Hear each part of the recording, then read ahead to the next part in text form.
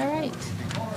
Good evening, everyone. Welcome to our special session of the Mountain View City Council for February 4th, 2020. I'd like to call this meeting to order at 6:32, and we'll start with the Pledge of Allegiance. I'm going to ask former Mayor John McAllister to lead us in the pledge. Please join me. I pledge allegiance to the flag of the United States of America and to the republic for which it stands, one nation, under God, indivisible, with liberty and justice for all. Thank you. We will go into roll call. All council members are present. Thank you. Thank you. Item number 4, consent calendar. This item will be approved by one motion unless any member of the council wishes to remove an item for discussion. Would any member of the council like to pull an item? Did we have would any member of the council like to pull item 4.1? Is that the, for disclosure purposes? That's actually the only item. I'm sorry. On the It's consent. the minutes. Yes. Okay, if not, would any member of the public like to provide comment on any of these items? If so, please come to the podium. If not, I'll close public comment. I move the consent calendar. Motion by Councilmember Clark, second by Councilmember Matichak. Any other discussion? And we will do a roll call vote because we do not have our electronic voting machines today. Thank you. Councilmember Clark? Yes. Councilmember Hicks? Yes. Councilmember Matichak? Yes. Councilmember McAllister? Yes. Councilmember Ramirez? Yes. Vice Mayor Kamei? Yes. Mayor Abikoga? Aye. Thank you. Thank you. And I'm sorry, I should have mentioned why we're here in this room today. Because we are doing our goal-setting study session later, I wanted to have more of a roundtable type of format for the council members to be able to really have a conversation, and so that's why we are here rather than the council chambers this evening. So I know we don't have all of the bells and whistles as like we normally do, but I appreciate everyone's indulgence in allowing the council to try to have a good conversation and a dialogue. So that's why we're here. Going on to item 5, oral communications. This portion of the meeting is reserved for persons wishing to address the council on any matter not on the agenda. Speakers are allowed to speak on any topic for up to 3 minutes during this section. State law prohibits the council from acting on non-agenda items. Are there? Welcome. And we do have, our city clerk has our timer, and she'll just ring. It'll ring when the time is up. Or she'll raise your hand 15 seconds before, and then it'll ring. So, yes, welcome. Stephen Goldstein, Mountain View resident since 2007. I recently saw this interesting article called Landlord Defends Attack on Tenant. It says she tried to break in a home because of fraud. That I thought was really interesting because at one point in time, my landlord had submitted a petition for rent increase under the CSFRA. And what he did is he signed a document saying he was in compliance with the CSFRA, called a declaration. And it turned out he was frauding the city because he was charging late fees, in which late fees are explicitly not allowed under the CSFRA. If you look at the lawful rent section, it only talks about the base rent and no other fees are allowed. I have a canceled check showing that I had actually been charged $100 more than my legal rent while he was petitioning. Now, would I be entitled to do anything to threaten him? Of course not. I would never dare even think of it. But the idea that that the attorney for this landlord is trying to say that justifies this action was really what I thought was kind of nuts. And it basically indicates that they have no defense regarding the criminal action that took place. As far as there was a recent article or submission done by the acting mayor of the city of Mountain View claiming that the city has done everything it can regarding the CSFRA and supporting the citizens' rights. And I'm just here to do some corrections on that. First, the city council agreed to a temporary restraining order freezing the CSFRA the day before it was to become enforceable on December 22nd, 2016. Second, the city attorney was instructed not to defend the CSFRA in court by the city council at that time, and that basically required a third party, the Stamford Community Law Center, to intervene and defend the law. Eventually, the court ruled that the law was perfectly constitutional, and eventually the cases were dropped by the CAA, who was the primary challenger. Third, when the case was dropped, the City Council and the RHC did not require, for more than 3 or 4 months, to have the overpaid rent that was collected during the temporary restraining order to be refunded to the citizens, because of the fact that the rollback was supposed to be enforceable on December 23rd. Eventually, the city finally caved in and finally said, yes, we have no choice in the matter. Fourth, the City Council colluded with apartment owners to fast-track removal of rent-controlled units, thus forcing the state under SB 330 to provide a ban of removing rent-controlled and affordable units unless they are replaced in kind with replacement units on each and every new project that's coming down the pipe. Your time is up. Thank you. All right, thank you. Any other speakers? Welcome up. And if you can fill out a blue card, they're on that table, and hand it to our city attorney, who's our acting city, helping the city clerk this evening. That'd be great. Okay, thank you. Good evening, Mayor Abicoga and esteemed council members. My name is Janice Yoon. I'm with Saris Regis, and I'm the chair of the Mountain View Transportation Management Association. And with me here is Tom Harrington from Intuit, the vice chair of the MTMA. And we're here tonight to represent the board and the organization to share some accomplishments and from 2019, as well as some exciting new commitments and initiatives to transportation demand management programs in 2020. The TMA now represents 14 different members, including the City of Mountain View, employers, developers, real estate owners, as well as now residential property owners throughout the city. The MTMA is committed as partners and advocates to support projects that improve regional and local transit for the greater benefit of the businesses and residential community here in Mountain View.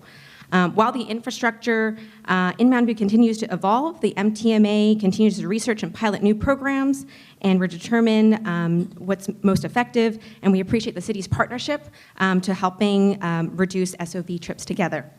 So since 2014, we've operated this commuter shuttle, that's first and last mile shuttle from the Mountain View Transit Center, and we, in 2019, had 120,000 connections to Transit Center, which was an average of reducing 500 single occupant vehicles each day, weekday. So in 2019, a couple of the pilot programs we tested was the Midday Mobility Pilot Program, which originally started as a 3-month pilot with Uber and Lyft. And this is to encourage alternative commute, so they have more flexible ability to commute during the midday. And that program subsidizes up to $5 per trip. It was very successful, and we extended it through December. We also tested a carpool sponsorship program, which was 6 months long with Waze Carpool, and that is providing a flat rate $2 ride anywhere to Mountain View and from Mountain View. And we originally started the program, we had 3,500 trips in the month of July. By the end of the program in December, it more than doubled. And in anticipation of new residential developers and owners joining the TMA, we also started a residential subcommittee and did a residential TDM analysis with Nisla Nygaard, and we are looking forward to implementing some of those programs in 2020. And then starting in the summer of 2019, we started planning extending the shuttle service through the San Antonio area. So we're excited to launch in the spring of this year a bi-directional service that connects the Mountain View Transit Center to San Antonio area and the North Bayshore area, and that'll increase the rides to North Bayshore by 60%. So in 2020, we are looking forward to having a real partnership with Waze. We just increased that sponsorship to $350,000. We're starting this new route implementation, and we're extending the midday mobility program. And also, as part of 2019, we gave $100,000 to the Automated Guideway Transit Project. Great. Thanks so Thank much. you. Thank Appreciate you. your time. Thank you for the, oh, there's a question, actually, if you don't mind answering a Great. question from the Vice Mayor. Great, thank you. Sure. I don't know if this, oh, there it is. Would it be possible for you to email us all of this information? I don't know if we're getting it at another point, or I know you've given it That would to us be in public helpful. comment, but I think it would be really helpful. Definitely. I think I sent in a letter on Friday, but I'll resend Oh, it okay. with a summary of those initiatives. Great, thank you. Thank you. Thank you. Hello, Mr. Harrington. Welcome. Oh, without the, you look different. Yeah, without the mustache, Yes. thank you. Hi, Tom Harrington from Intuit, and I'm just going to touch on a few of the points that Janice wasn't able to get to. As far as our 2020 goals, the carpool program she mentioned, it's an investment of $350,000 by the TMA for that carpool, Waze carpool subsidy that's out there. Really cool piece of it. If you're traveling less than 10 miles, it's free for the passenger. So we fully subsidize less than 10 miles, which is a real short-term, the short distance trips that we're all struggling with. By the way, all of these programs are open to the public. They're not just the employers, they're not just members of the TMA, it's open to the public. The new route implementation that's going to be opening in the spring that actually Janice talked about. And then the midday mobility pilot, basically that mobility pilot to get people around during the day, that $5 subsidy for Uber and Lyft, we actually have extended that for the first 4 months of 2020, and we'll be looking again to see if we want to extend that even further during the year. And that's it, so thank you for your time. And We have a question for you. Yeah, so our question, VTA is looking at dropping express buses, but replacing them with van pools. And when you start talking about carpools, that made me think about van pools where you could hold 10 or 15 people. Have you guys looked into that? Is it viable? Is it economic, or? So we haven't looked at it as a TMA. One of the reasons is if you're doing a van pool, there actually has to be a lease that one of the people actually sign up to as a coordinator of the van pool. Oh, nice. Intuit has 18 van pools right now that we're actually subsidizing in the Mountain View area.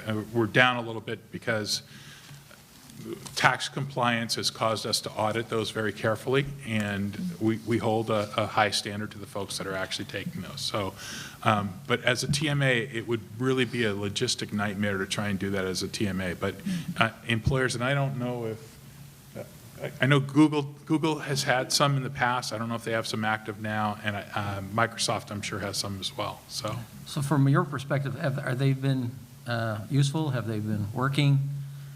So they're a great solution as long as you have a spot that you can garage or park the vehicle overnight. So for instance, I've had as many as 31 van pools going at one time. They've all either been from the East Bay or from the South Bay. I've had nothing from the peninsula, and I've had nothing from San Francisco.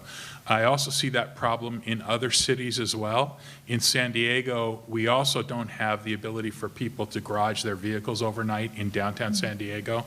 Even though there's a subsidy that's available locally in San Diego of an additional $400 besides the subsidy the employers put in, it's hard getting folks to do that just because there's no place to put the van overnight. Okay, thank you. Actually, I wanted to add on that. I spent a day with Councilmember Rod Sinks in Cupertino, and I passed this on to our staff too, and look forward to hopefully getting more information when we do the shuttle study. But they have this program called VIA, and it's like a small shuttle service from my understanding. And they mentioned that they actually send the shuttles to the Sunnyvale Transit Center. He's interested in getting it to Mountain View Transit Center. So I was just, hoping that we could at some point have a conversation and look at whether we could create some kind of partnership. And so I was just wondering if you were aware of this VIA program and if you VIA looked is into a that. really cool app. I actually have it on my phone. Oh, okay. I've used it in New York.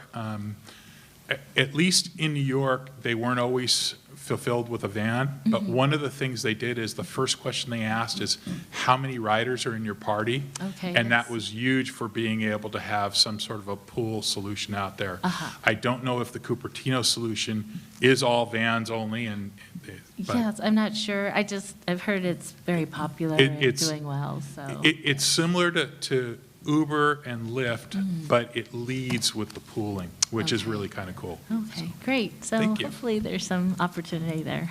Yeah. Thank Thank you.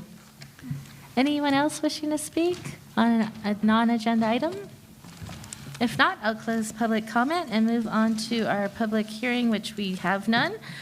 So we're going to go into unfinished business. Before I do that, I just wanted to remind the audience regarding public comment, if requested in advance of the public input portion, so right now, if you would like to pool your time, a speaker who represents 5 or more members of the public in attendance can complete the speaker cards for 5 or more, and if you like not to speak, you may have up to 10 minutes to address the council on a topic. If you are interested in doing so, please see the city clerk at this time on any of the items moving forward. So we're going into item 7.1, the legislative program update and proposed legislative priorities and issues for 2020. So we have Christina Gilmore, Assistant to the City Manager, for our presentation. Thank you. Thank you, Mayor. Good evening, Mayor and Council.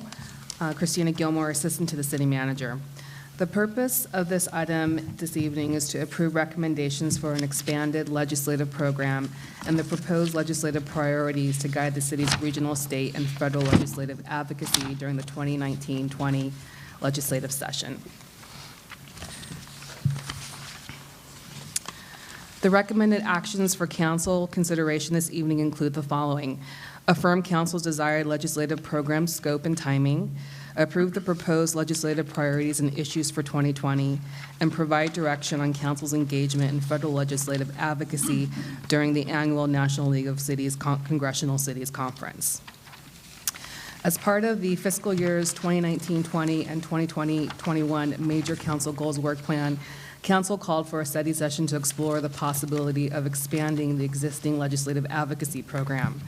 The study session was held in October 2019, during which the council provided feedback regarding potential legislative program functions and outcomes that is included as attachment 1 to the staff report, and includes the following: focus on regional and state legislative issues, identify key legislative issues, bills, and priorities, proactively analyze and track priority bills and legislation, provide talking points and regular legislative updates, maintain regular contact and coordinate meetings with legislative representatives. The council had no interest in retaining services of a lobbyist. And finally, preference for additional staff support to engage with regional and state leaders and influence legislative outcomes. Council directed staff to develop a proposed program scope and associated resource needs for council consideration. And for the remainder of the fiscal year 2019-20, which would be February to June, staff proposes that we increase the time spent on legislative issues by existing staff and to modestly expand the legislative functions that we currently have by focusing on regional and state legislative bill tracking, advocacy, and engagement with legislative representatives. For fiscal year 2020-21, staff will be proposing increasing staffing capacity for the legislative program, public communication, and community outreach. This will be discussed further during your next council item, council item 8.1, during the council major goals work plan study session of this evening. Staff conferred with all city departments to propose legislative bills and issues for council consideration to include in the legislative priorities issue platform for 2020. The recommended platform consists of actionable items of top legislative priority for the city in accordance to the existing City Council Policy A16, which is included as attachment 2 to the staff report. The recommended priorities and issues include both state and federal bills that have been introduced during the 2019-20 legislative session, as well as a proposed regional transportation initiative. The bills and issues proposed by staff that fall within the following issue areas and are summarized in a chart on pages 4 through 7 of your staff report. The issue areas are housing, transportation, solid waste, recycled water, and airplane noise. Staff seeks City Council direction on the extent to which it desires to include federal legislative advocacy as part of your legislative program for 2020. and this council's interest in participating in the National League of City Conference.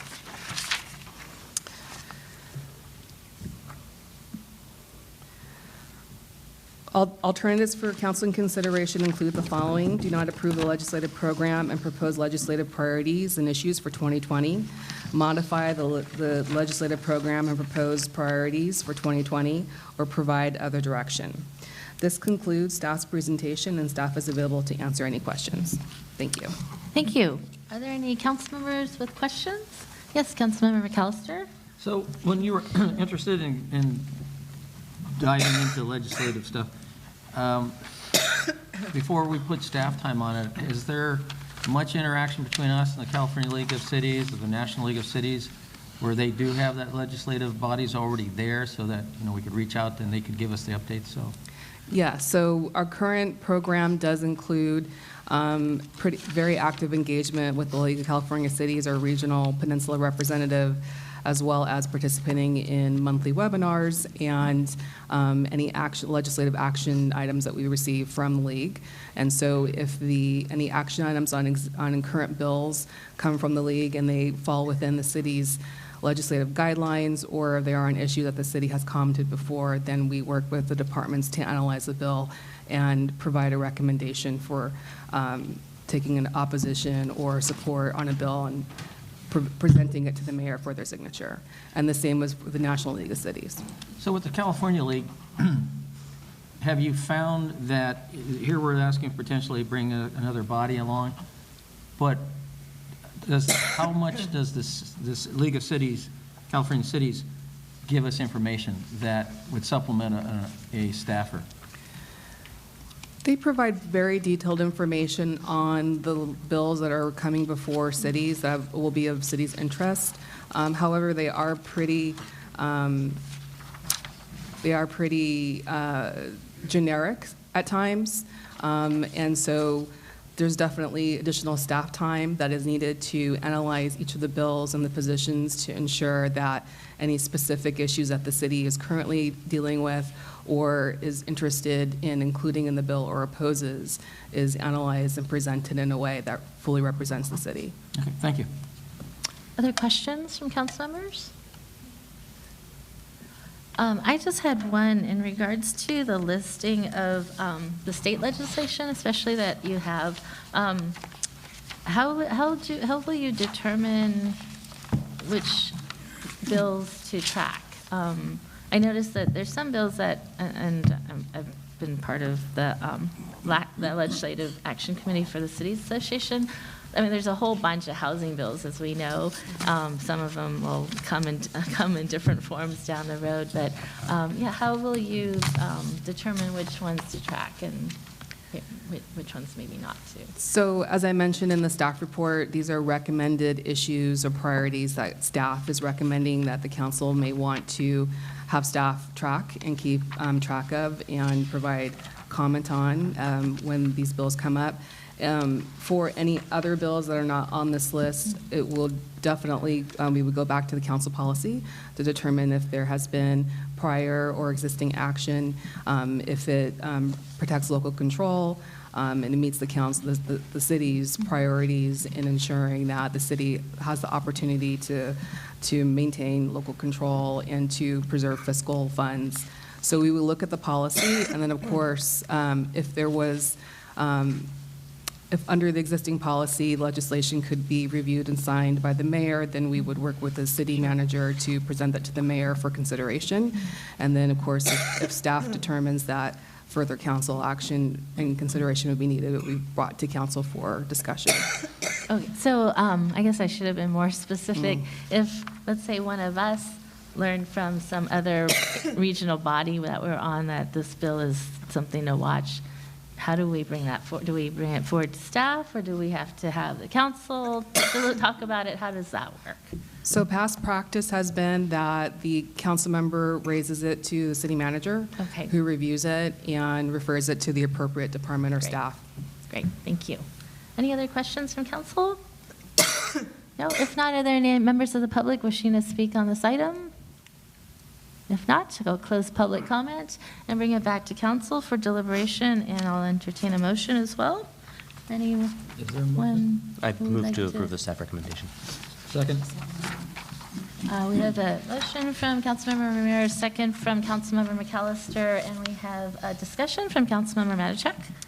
Yeah, I just wanted to make sure that on page 2 of the staff report, where it lists the parameters, I think we also said that one of the reasons we want to do this is to give visibility to our residents as to our positions and our advocacy activities.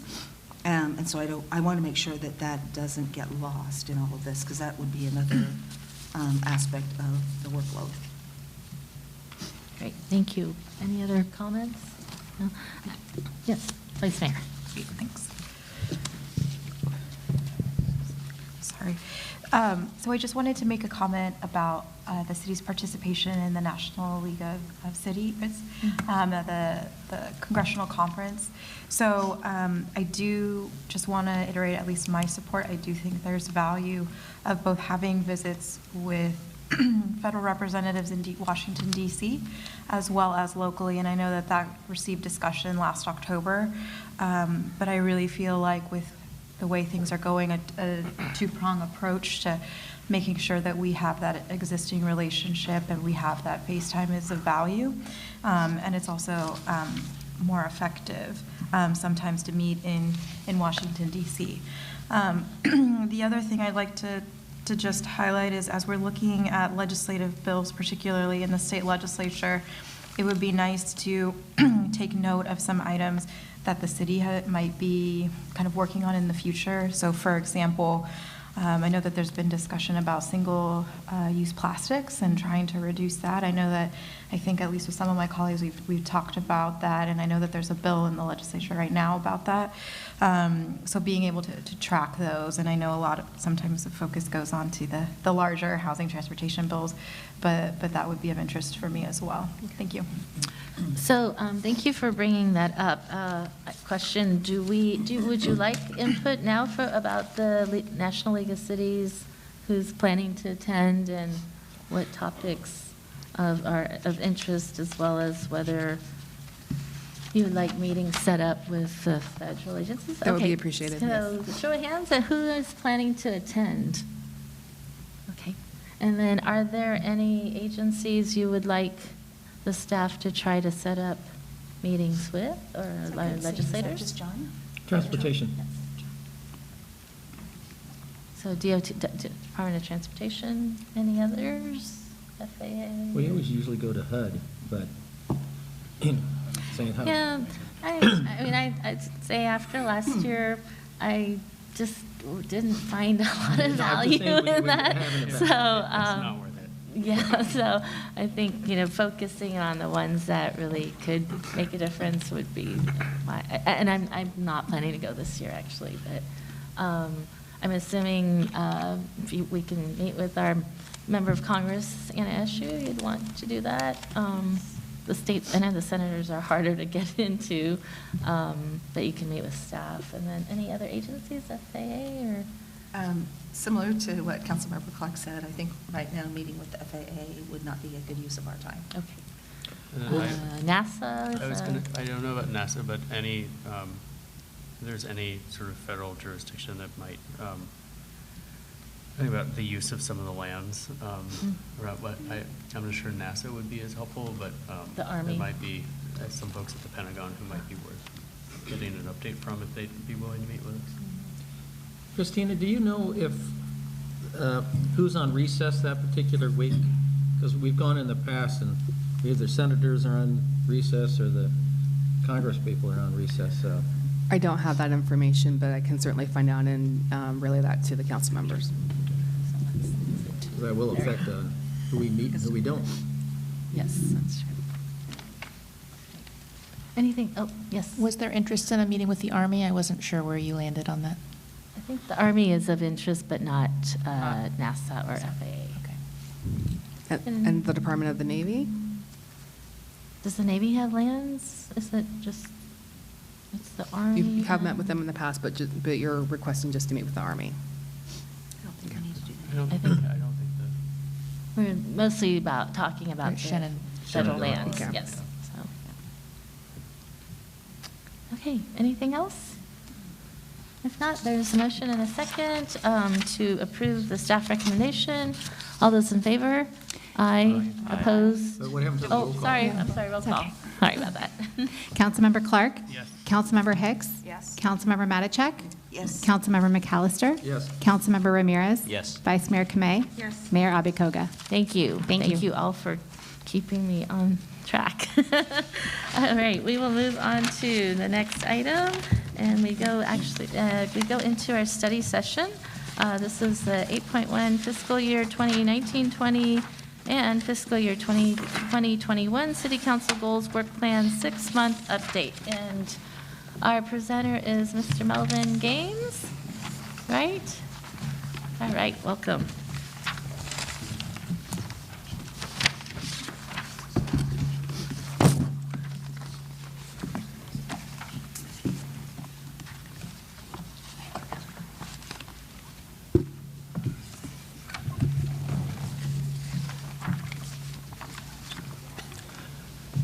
Good evening. Good evening. Mayor Abikoga, members of the City Council. Thank you for having me here tonight. I'm here to discuss our fiscal year 2019-20 through fiscal year 2020-21 City Council Matrix Goal Work Plan, specifically to provide a 6-month progress update as well as discuss potential modifications.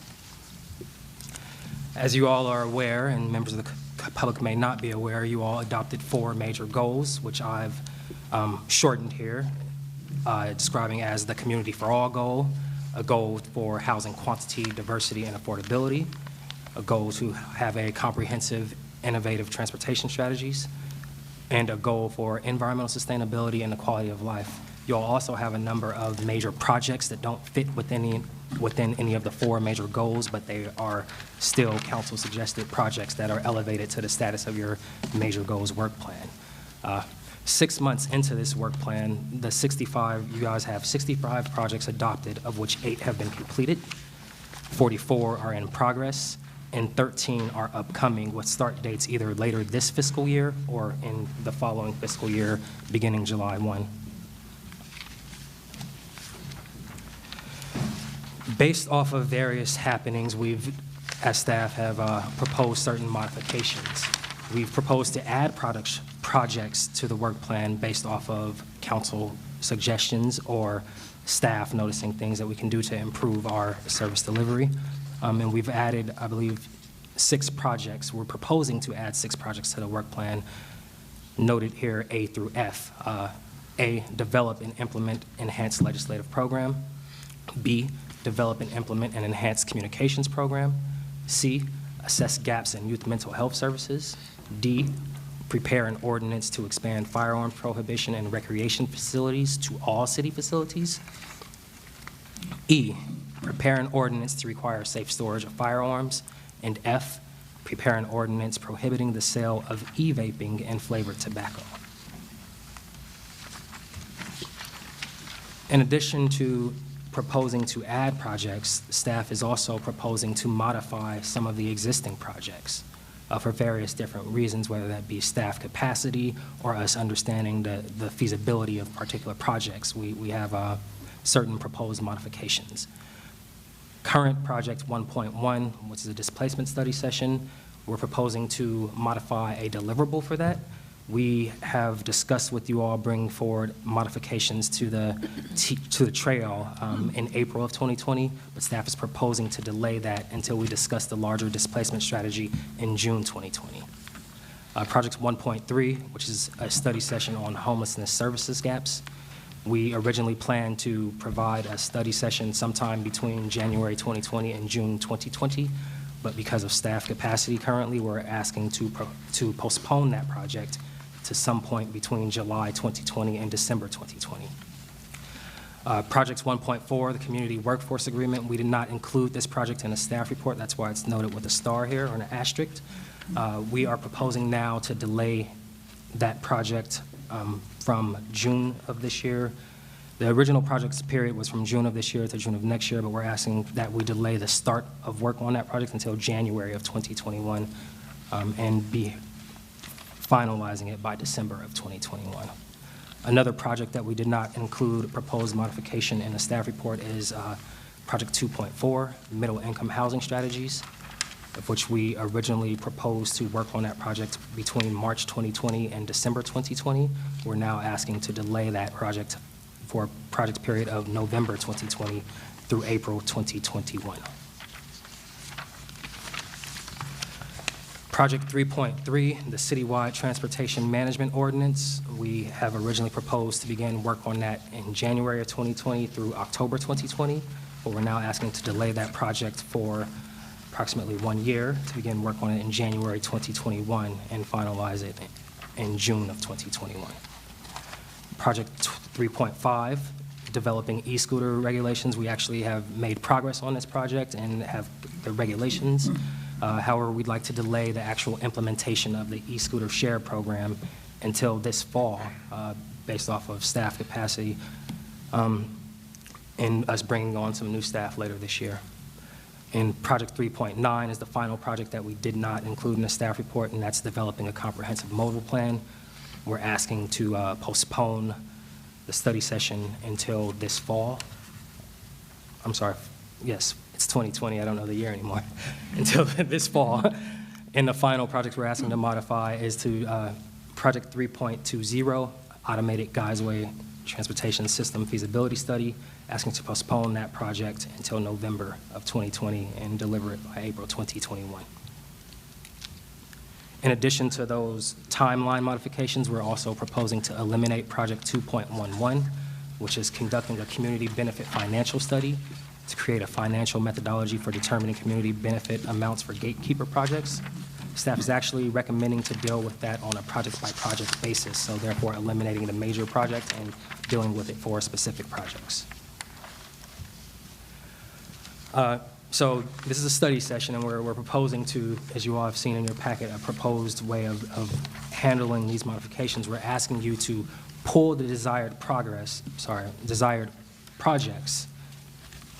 that you'd like to discuss further. Any of the projects that we've proposed to modify that you would not like to discuss, we'll assume that you accept. You may also suggest any new projects or work plan modifications. After all of the work plan modifications that you'd like to further discuss are listed on these whiteboards behind me, we'll have an opportunity for you all to discuss the work plan modifications, and then finally we can vote on the pulled items. The next steps is staff will assess the workload impacts of any council-approved work plan modifications, and will return to you all with a final approval of any modifications. That concludes my presentation. However, as far as deciding which projects to approve, I'd say we can take it in steps, beginning with new projects. You all can let me know if there are any of the newly proposed projects that you'd like to pull, and I'll add those to the whiteboard behind me. And with that, I conclude my project. Then second, we'll go into the project timeline modifications, and finally into whether or not you all want to discuss us eliminating Project 2.11, or if there are new projects you'd like to eliminate. So with that, I will hush and allow you all to let me know if you want to pull any projects. Great. So before we do that, this is a study session, so we will open this up for public comment first. Show of hands if anyone would like to speak on this item. Okay, doesn't look like it. So I'll close public comment and bring it back to council. So any questions? We'll start with questions. Yes, Councilmember Ramirez. Thank you, Mayor. First, can you hear me? I want to follow up on a point that Councilmember Medichek made during the team building, and that was regarding the downtown parking strategy. I had it circled here. I can't find it now. Oh, here it is. So, Project 3.12, continue to implement downtown parking long-term solutions. And then I think there's a corresponding project, 3.14, for short-term downtown parking pilot programs. We have the proposal from Marwood to collaborate on the creation of a new parking structure. So is that something that could be incorporated into these existing projects, or is that an entirely separate issue that we will need to deliberate tonight?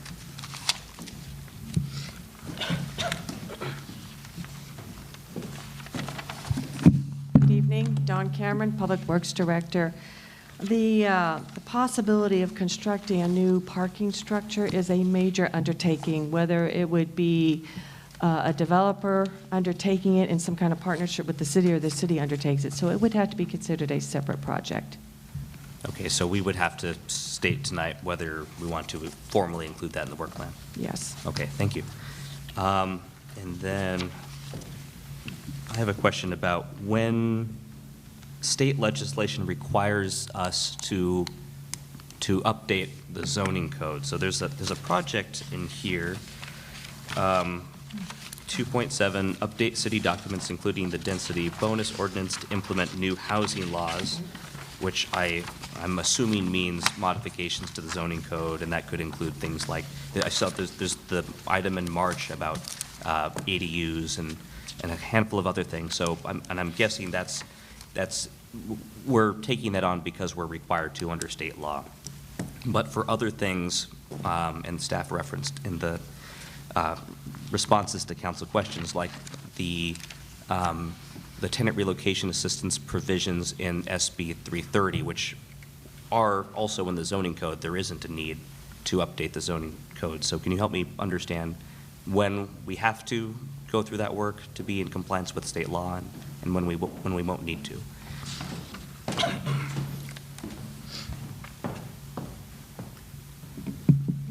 Sorry. Arti Shrivastava, Assistant City Manager, Director of Community Development. It's a good question. One of the reasons is I think SB 330 is a law that's expected to last for 5 years. And so, as opposed to density bonus. And so we definitely want to, especially where we've got sections of the density bonus currently in our zoning ordinance. We don't typically need to do it, but we then have to put ours aside and try to understand the state law, for example, with density bonus. So we like to clarify things, make sure there's no confusion, so that we're implementing it correctly. With SB 330, it's a slightly different animal. And so some of those will apply to us, some of those won't, and don't typically all end up in an ordinance. Like all laws don't end up in an ordinance. So that's kind of a short version of the explanation, the limited nature of the law. That isn't to say that we can't take on a project, which we are going to as part of displacement, where we figure out which sections would belong in our ordinance. So. Thank you. That's very helpful. And then just a quick follow-up. So for some period of time, there's going to be a discrepancy between what our zoning code requires for tenant relocation and what state law requires. So in that, and then there are different kinds of circumstances that trigger TREO, and that could be confusing. So how do we, if somebody is not necessarily demolishing units but simply vacating them, they still have to provide TREO, but maybe state law that doesn't trigger the SB 330 requirements. So how do we account for that and make sure folks are complying with the relevant TREO requirements? Right, and in fact, we were just discussing that today, where we have to separate when, in fact, SB 330 kicks in, when only TREO kicks in, when both kick in, and you have to take the stricter of the two. So a lot depends on the circumstance, but typically it's fairly clear that if we've got an ordinance that entirely relies on a law like density bonus, or what we have for ADUs, and that's a permanent law, we go back and change it. With some, I guess SB 50 is an example. We wouldn't update our ordinances necessarily. We just know we have to comply with the law, and you might have a project, SB 35. We have a project that requires compliance, then we would comply. So in some cases, you need ordinance amendments, in some cases, you need compliance. In this case, I agree, there's confusion. And so I think that's part of what we're trying to address as part of the goals. Great, thank you very much. That's all I've got. Great, thank you. Any other questions? I just have a follow-up question on sure. that. But with SB 330 and the trail, whichever is stricter is the one that applies. Is that not true? That is true, but as Councilmember Ramirez noted, there may be instances where SB 330 doesn't apply, in which case only TREO would. Right. Yes, Right. so. Councilmember Matichak and then Councilmember McAllister. Yeah, so I just want to understand a process question here. So if I have an idea of how to reduce workload, which is kind of my objective in looking at all of this, and want to propose a rescoping of a project, would I pull it and do that? Yes, right, correct. Correct. So the process is if there is a project that staff has proposed and you'd like to further discuss specifically that project, let us know, we'll pull it. If there is a project that we did not propose that you'd like to propose, then you may do so as well. Okay, so I'll hold off on my comments till we're ready to. Great. Councilmember McAllister? We have 3 handouts. So to make things easier, is there any one that staff would feel that we concentrate on? Because I know Councilmember Ramirez was referring the first one, then we got a mail-in, then we got one tonight, so. So the handouts are prepared since some of you prefer to look at the projects by list in numerical order, some are by department order, which was provided to you last night, and then in your packet for today, it's a timeline based on, similar to a Gantt chart, the completion estimated project timeline for each project by department. So it's really provided to you for your own preference and how you would like to analyze the information for your decision-making. So there's no one preference tonight to just sort of keep us flowing a little easier? You can refer to each project by number and perhaps abbreviated title. Okay. And on SB 330, will we be getting an update on that? A council update either through a memo or study? So just to get us a better grasp, I should have asked this at 7.1, the legislative, but I mean, there's still some confusion exactly what the consequences of this particular action is. I believe a couple weeks ago, we did send a memo to council updating you on SB 330 and other legislation. So we can resend that to you. Okay, I remember seeing one, but I thought there was still more research to be done on that, so, okay. Other questions? Slide? No.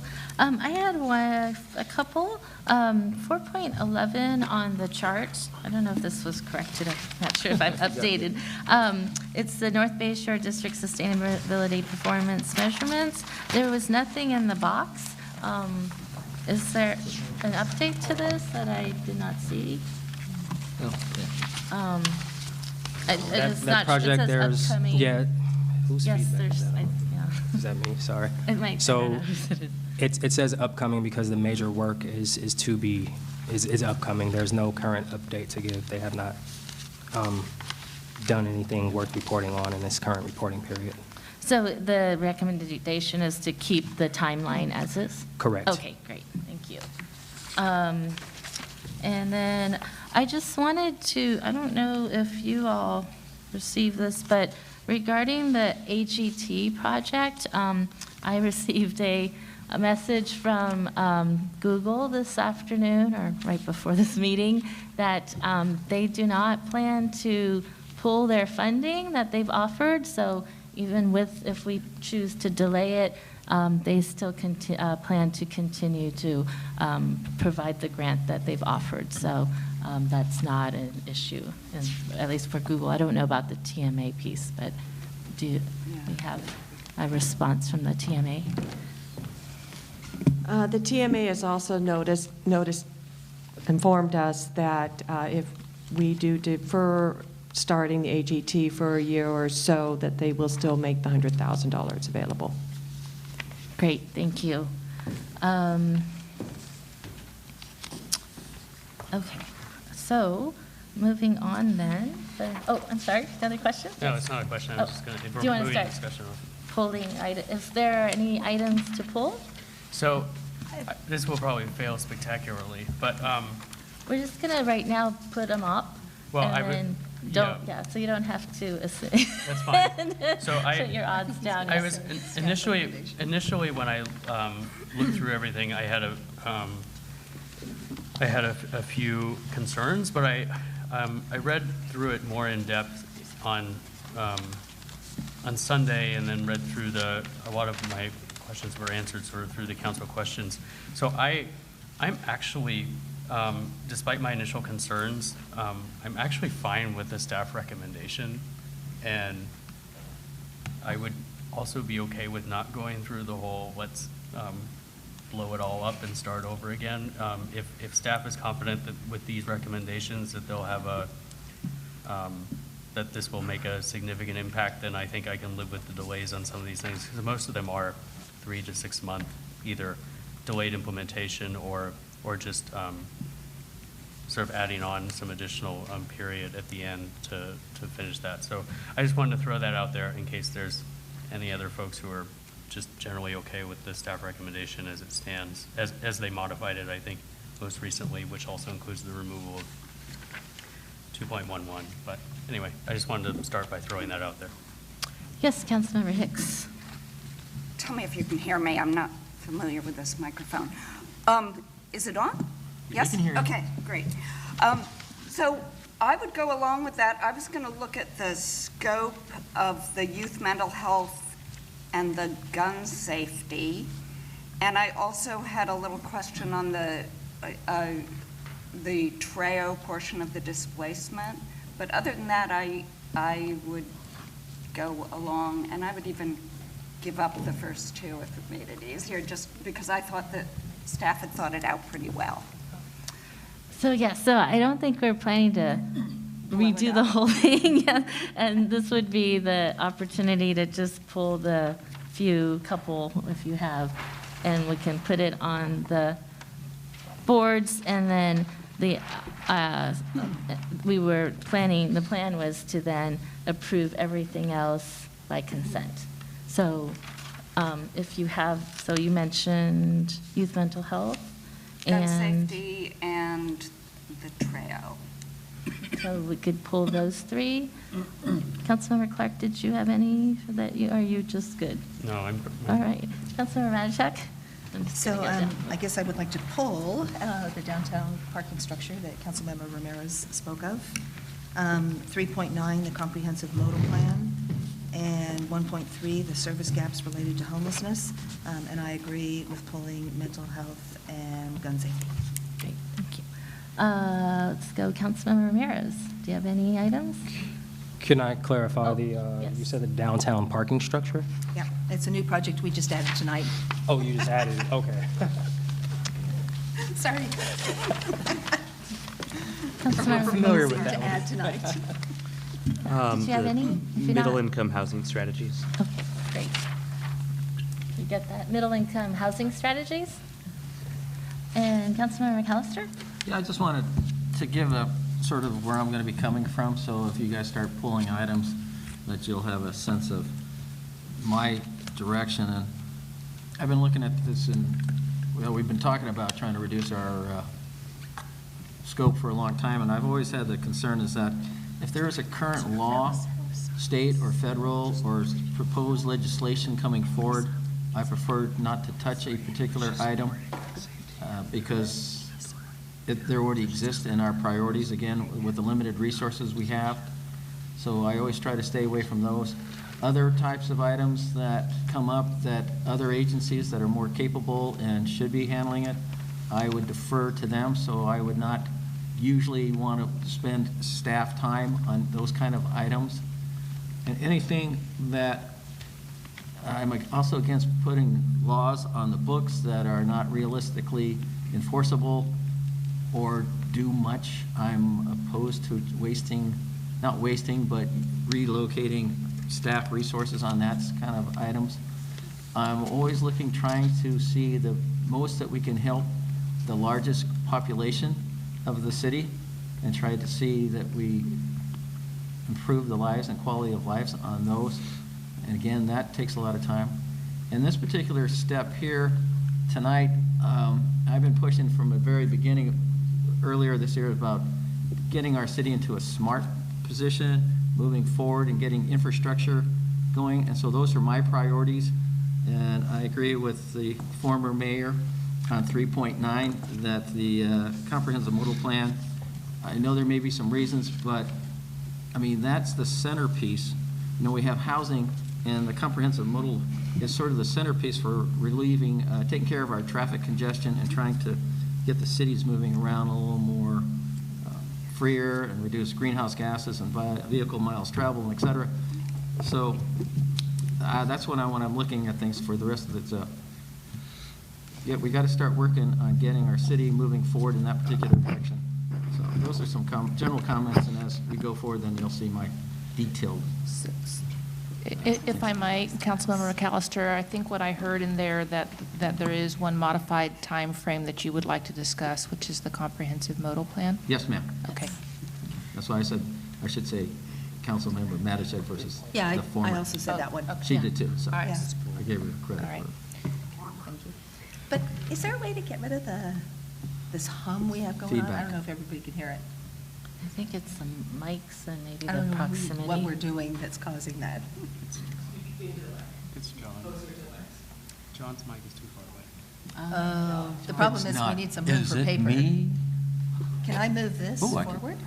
Can you move your I mic can't. forward?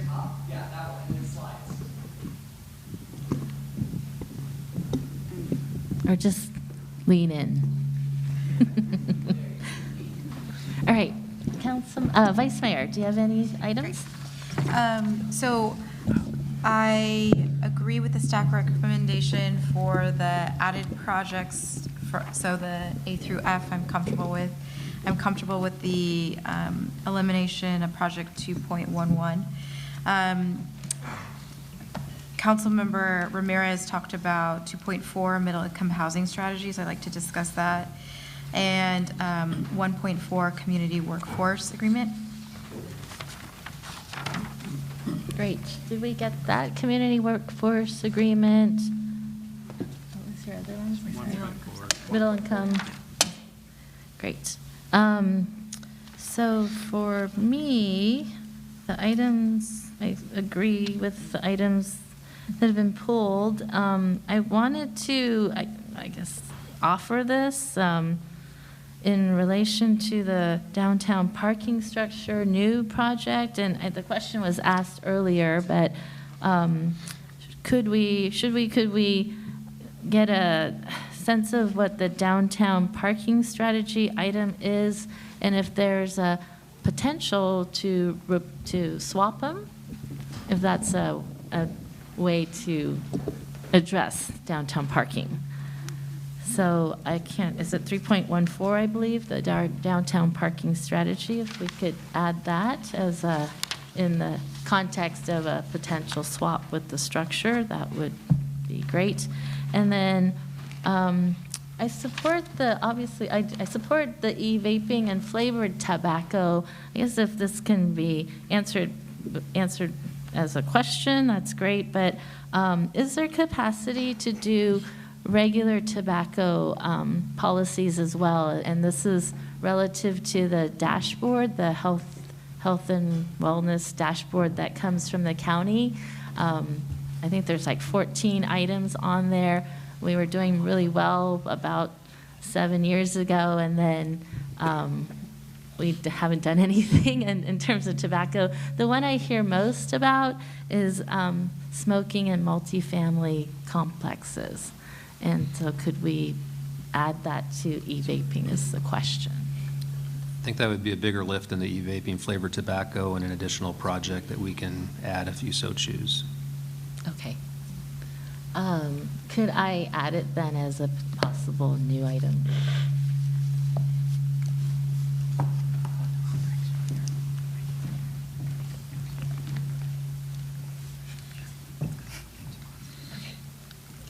Okay. I'm leaning too much. All right, any other items to be pulled? If not, I will entertain a motion to approve the balance of the items. So moved. On consent. Just Does that this make point of sense? order, we would just ask for a straw vote on your approval of the recommendations at this point. Okay, yes. Oh, so all those in favor of approving the remaining items, anything not on the list on the boards, say aye, or hands up, please. No, it's just a straw vote. It's a straw vote. So it's unanimous. Thank you. Great, thank you. So, Melvin, would you like to move us through these items, remaining items? Yeah, why don't we take them one by one as far as discussion goes, and once we finalize discussing, I'll actually ask you guys to vote on whether or not you want us to leave it as proposed, added, or modified once we conclude. But we can begin with proposed item, new item C, assess gaps of youth mental health. Opening it up for discussion. Oh, yes, Councilmember McAllister. What are you, when you bring this item up, what are you expecting us to do as related to can it be just done in a memo? Can it be done by doing an ordinance? Or do we have to go through the process of study sessions and community outreach? So for any of these that were pulled, I would be interested to see that if there's a way to streamline it, the ones that are pulled, that it could be done through an ordinance without doing all the particular outreach and still accomplish what you're trying to do, so. So with respect to youth mental health, it's really a direction of council. We can come back to you with a memorandum that just discusses what current services are available. I think the initial idea was that it would be a study session in which we would conduct a gap analysis of existing services and then maybe identify alternatives for you in which you might be able to enhance support for existing services. But it's really at the council's direction if there's a majority of preference, if there's something just to start with a simple review of existing programs and services, or if you'd like a little bit more information as well as what alternatives you might consider as a part of the city's capabilities with resources to support those that you may choose to. Are you saying that the first part would you be able to handle that through a memo versus a study session? We could, but we wouldn't come back with you to you asking for recommendations, but we would just come to you with an overview of what services are available in the community for youth mental health. And then would you be able to, so I'm looking at that, and I don't want to take the thunder of Councilman Matichak, but I mean, that's something that the county is really going to eventually be responsible for.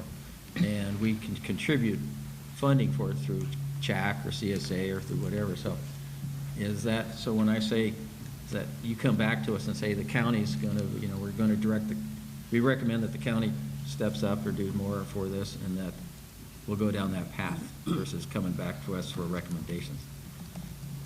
So in a simple memo, I don't think we would make those recommendations of what services that you may consider to support with additional resources. That might be better served in a study session to gauge council's preference and give you that opportunity to consider the alternatives if, for example, CHAC or El Camino Hospital or behavioral services through the county, if there's programs that you wish to contribute to, or if there's opportunity for that, that would be prefer to be done more in a study session format.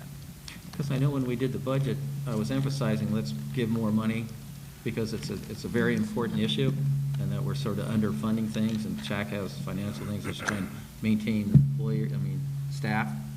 And yet at the time, I didn't get that much support from the council. So would you, when you came back to us, would you say, okay, and budget time's coming along, would it be financial, or it would just give us a whole list of options, financially this way, or partner with this, and so forth? So I don't think we would be able to get back to you before your opportunity to consider next fiscal year's budget, but as a part of the session, we could come to you. We'd have to do an analysis and see what was available to you and develop those alternatives for your consideration, so that those are all possibilities, but I couldn't tell you today what the recommendation and alternatives would be.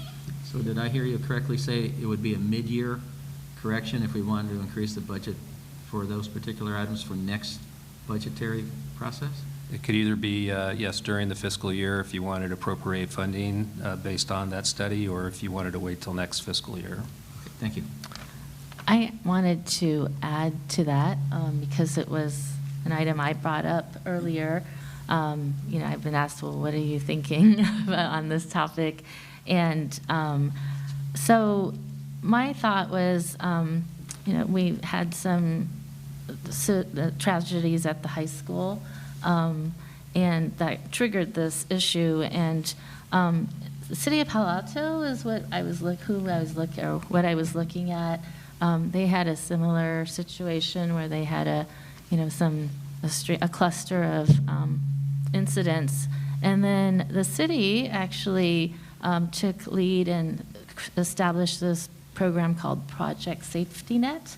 And it's, from my understanding, I went to visit with them, but they're like a convener more than a provider of services. But that's what I was looking for, is could the city be a conduit to try to bring all of the different service providers, the schools, the city, the county together to discuss this issue, do the analysis of what's available, what's missing, what are the gaps that need to be filled, what the city could potentially fill, and start there. So that's what my vision for this is. Vice Mayor and I have attended our youth advisory committee meetings and discussed it with them. They sent in a letter. They're very much interested in participating in this process. So, we don't know what the outcome will be, but I think the first step would be to just try to convene everyone to figure out, again, what's there and what's not. So that's what I'm looking at. It's not necessarily just putting more funding into one thing or another, but really trying to figure out, what are we missing? How can we better connect? How can we leverage the resources that are out there better? So that's what I'm looking for the city to do. Yes, Vice Mayor might have some more. Sure. So as I've been thinking about this item, and after, as the mayor mentioned, the YAC meeting, talking to our youth directly, I wonder if it might be we could refine the scope of the item, and perhaps this could go to the Youth Services Committee. The mayor and I both sit on that, along with Councilmember now Hicks, and perhaps that can be a work plan item that we can flesh out in committee with our recommendations, and then bring it back as an item to the full council. And perhaps that might be the way to approach this, and we can reach out to the providers to come to our committee meeting, have that discussion, have YAC representatives.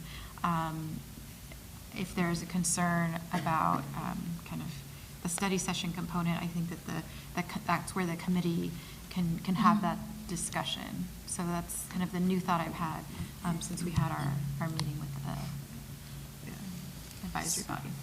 Great, thank you. Yes, Councilmember Matichak.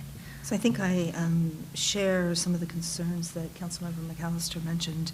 I am looking at all of these in terms of how do we reduce workload. And so I feel like, and I think I said this the first time we talked about this, that I think this is an important topic, and I can see the city playing a role in participating in it. But I would prefer that an agency that has more expertise in this area, like perhaps the county or one of our local organizations or even the school district, take the lead on doing the convening and collecting the information and summarizing the information. And the city can be one of the members of that group. But I would prefer to not have the city take the lead, given how much we have on our plate. Councilmember Hicks, do you have So comments? I pulled this item, and I like the general direction it's going in. I think that it sounds like we're mostly in agreement that we think it's important, or I'm summarizing it in my own way. We think it's important. We don't want it to tax staff too much, and we're not the professionals in the field.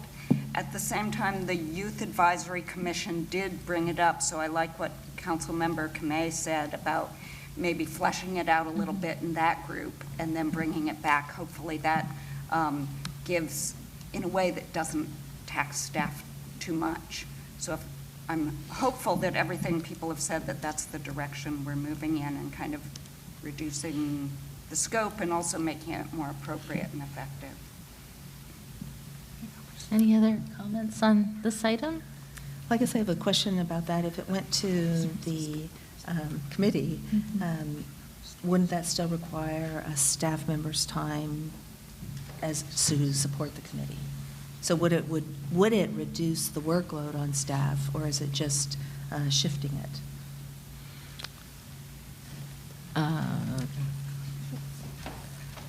I think it also depends on, if it's a subcommittee, We can do. some of it is incumbent on the members and how much we could do ourselves, frankly. Like in terms of convening and reaching out, we could do that ourselves. So I think there are ways to minimize the work on staff if our committee members, and Councilmember Hicks is the third member.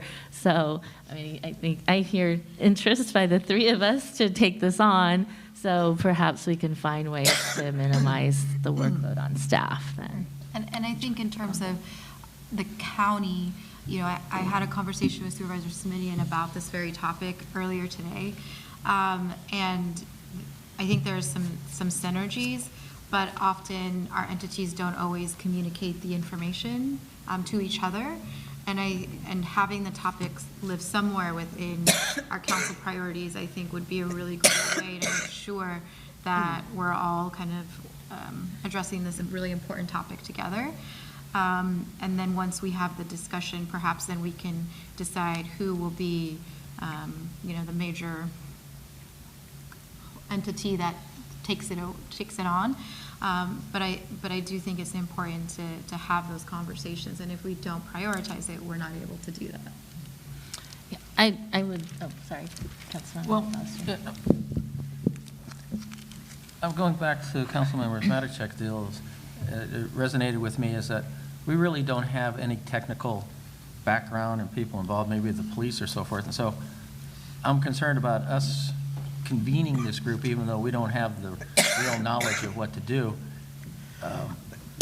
But if the group wants to go down that path, I would like to see you co-convene with somebody, get somebody else as a partner, the county, the hospital, whoever, to bring in that expertise so that they would be able to say, yes, it's important to the city of Mountain View, we want to be part of it, but they'll have the technical knowledge and the experience to say, here's what you should be looking for, this is what you're going to look at, because otherwise you're going to involve staff and then they're going to start having to think about something. So if you partnered with somebody, I would think that would be a way to us participate and yet get us down a path efficiently and really get to the meat of the issue.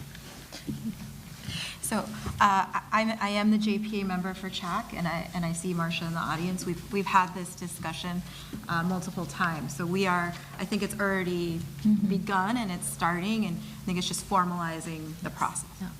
And I see our trustee from the high school district, and I don't mean to put you on the spot, but we've had conversations, and I think there are willing partners. They're just waiting for us to turn the green light on.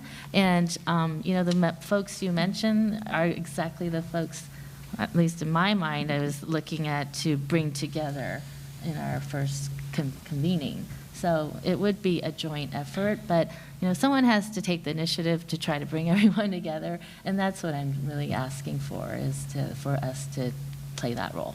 Councilmember Ramirez. Thank you, Mayor. So I think the Vice Mayor's suggestion to have the Council Youth Services Committee sort of take the lead and flesh out the scope is an elegant one. And if you're looking for a fourth vote, I'm happy to continue working on this. And I'm optimistic that you will sort of be sensitive to the impacts on staff time. And it sounds like your suggestion to sort of keep the bulk of the responsibility on the committee members, could make this work very well. Any other comments? All right, so I'll take a straw vote on whether to, is that what I should do? You can You can do that if you like, or we did come here to allow you all to interact with do the board. dots. If you want to Yes, use dots, okay. it's really up to you, your All right, preference. we will do the dots in honor of our Councilmember McAllister. So should we? Well, on this No. particular. We can wait. I think We can- We're going to go through all of them, talk through all of them, and then we'll get up and put the dots on the ones we want Well, to keep. I will right? be, you have 4 votes, so I don't think that would, unless there's further discussion, but I think if you have 4 votes, we could, go ahead. Somebody might use their dots on other things and then not have enough for the 4th vote. Oh, that's true. Could you then explain our prioritization using dots then? Thank you. So how will that work? There are 7 different colored dots, each with, I don't know, 14 dots, so, and there are 9 things up there, so there are enough dots for you to vote if you want on each of those. Okay, so thank you, Councilmember Matichek, for helping clarify that, yes, once we discussed all those items, then the priorities could be shifting around. Thank you.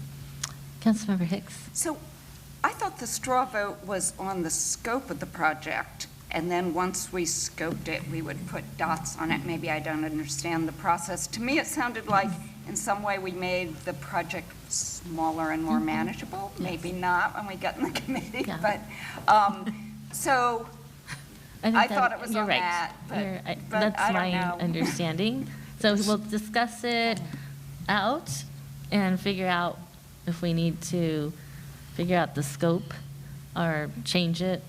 And then from after our discussion of all the items, we'll go and put dots on the ones. Do we we vote want. on the scope of the project, or we just assume that's what we're?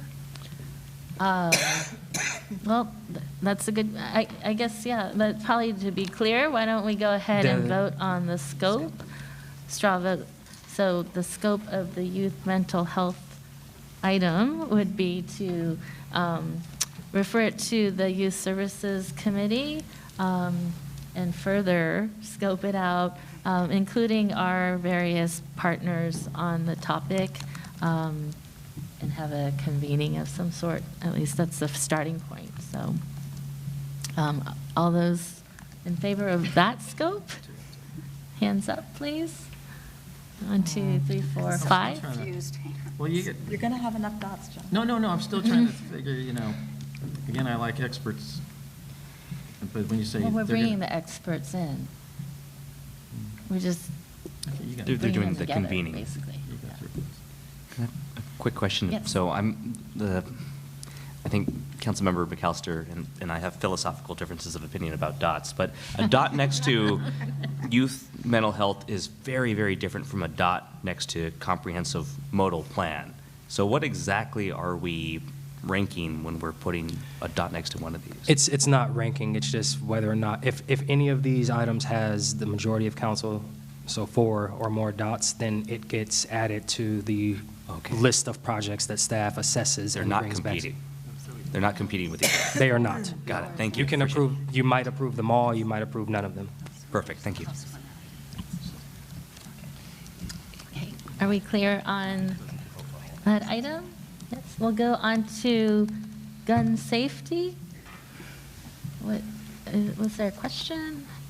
I think you started. I just had a comment on this one. Also, like the previous one, I wanted to make sure that the scope wasn't too far-ranging. And so I was most interested in, in the first one, which is the, I'm not going to summarize it perfectly, but it's the disallowing guns on city property.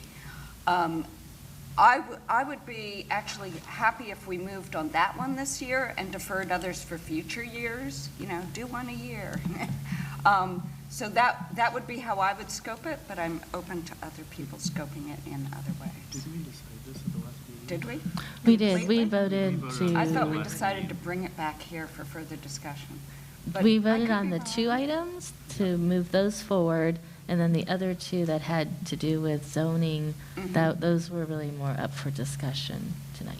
Okay, well, I'm saying I'm willing to cut it down even more, but I'm open to whatever other people are. Yeah, sorry. Oh, please, go ahead, yeah. Sorry, that was my feeling as well. continuing to look at how do we reduce workload, and the one that Councilmember Hicks mentioned is taking an existing ordinance and just adding some other pieces of property, parcels to it, where you cannot possess firearms or weapons, I think it even says. So I was looking at reducing it even further as well, and just doing that one this year. And if we want to talk about the others for later on, that's fine. But I cut it back to just one this year. Other comments? Yep. Just wanted to clarify, there are two proposed modifications that are gun safety related, denoted above as D, which is the one you were referring to, Councilmember Matichak, which is to expand firearms prohibitions in recreation facilities to all city facilities. But then there's also E, preparing an ordinance to require safe storage of firearms in vehicles and homes. So those are the only two that staff has proposed. The other two items that you all mentioned, that you discussed in the past, were not on this proposed list. Right, and I think we're both suggesting we cut it down to just D. Other comments? That was my question, is so if I put a dot next to gun safety, what am I voting for? I'll go ahead and I'll put E and D. I'll separate them so you can vote on each one individually. Thank you. So I would actually support continuing with the two that we voted on earlier, a week or two ago. One seems very doable. Two, regarding safe storage, this is more in relation to trying to expand the movement. There's a movement to require safe storage of firearms, and one, I just think this is really important. Oftentimes, when we hear about incidents, it's because of the lack of safe storage. And so, to me, frankly, this is very important. And since it was, staff said they could do these two and delay the other two, and, my preference would have been to do all four, but I saw these two as the two important ones, and as a compromise and being mindful of staff time, I would like to continue to put these two forward. Yes, Councilmember On McAllister. What's required? Is public outreach required, or can it be just an addition to our ordinance?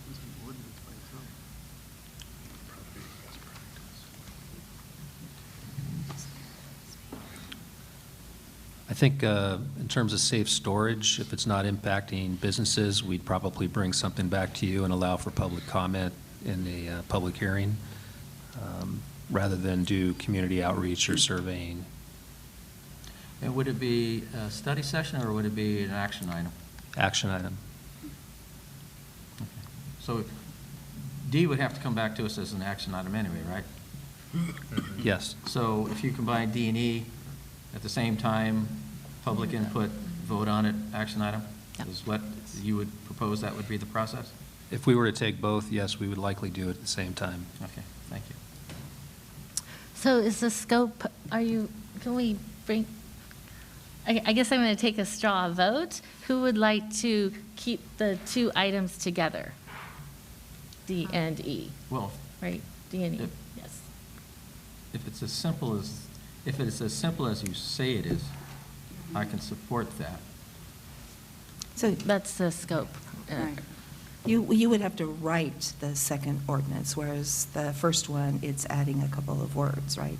Because Yes, the ordinance work- already exists. Yes, the workload for authoring two ordinances would be greater than the workload for authoring just one, but we would likely bring them back to you at the same time.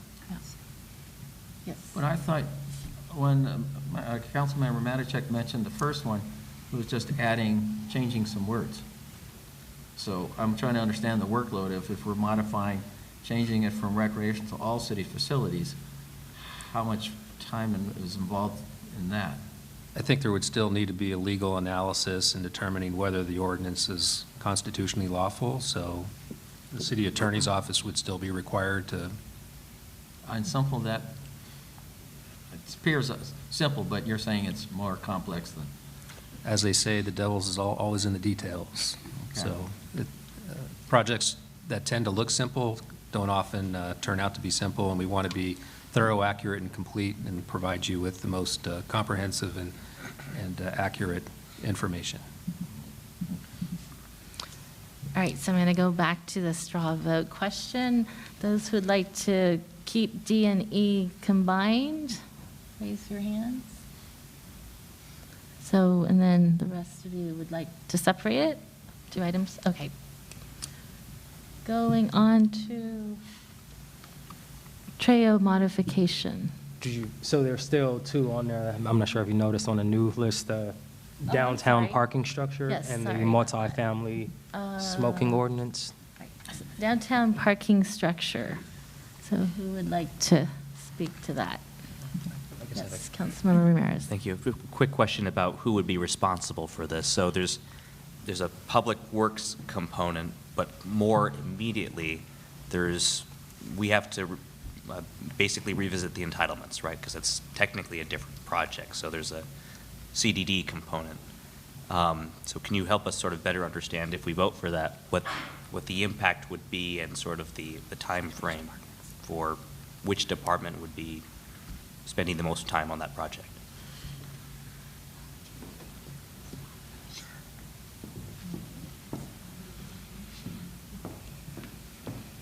I'll try to take a stab at it, and this kind of just probably help you understand that nothing is as simple as we would think. So currently, we have economic development staff who's working on some very preliminary estimates, and they'll, for a Lot 6 parking structure, Lot 12, some questions that the council came up with. So that gives you an example. It typically starts off in CDD. We connect with Public Works, where it starts intersecting with private development. And we do have one person who has been given some direction from council. We have 3 to 4 other parties who are interested in partnering also. In fact, if we partner with everybody, we'd be oversubscribed. So we have to find a way to bring that to the council. And we were hoping to do that as part of the downtown parking strategy, because if the council decides that as a strategy, then the development of the parking garage would be the next implementation step. So there are many pieces that have to be completed, probably front-loaded by CDD with some connections to Public Works, and then the implementation then goes back to CDD and Public Works, depending on the project type, whether it intersects with private development requirements, development agreements, that all is in CDD. And then the actual building of the parking structure, when that starts, will likely be Public Works with some connection to economic development because it's in the parking district. So the development agreement feels like it could be decoupled from the design of the structure and sort of the implementation of that project. To some extent, we're getting some preliminary ideas about what that might even cost, so that before we all go into DAs, everybody has some sense of what it is. Yes. And then we've got some subsequent property owners who are also interested, and I think the council will eventually have to pick which ones they want to partner with, which ones they don't, to give the council some sense of how this is all going to play out and how many spaces are public. And we were thinking the downtown parking strategy is going to come to the council very soon.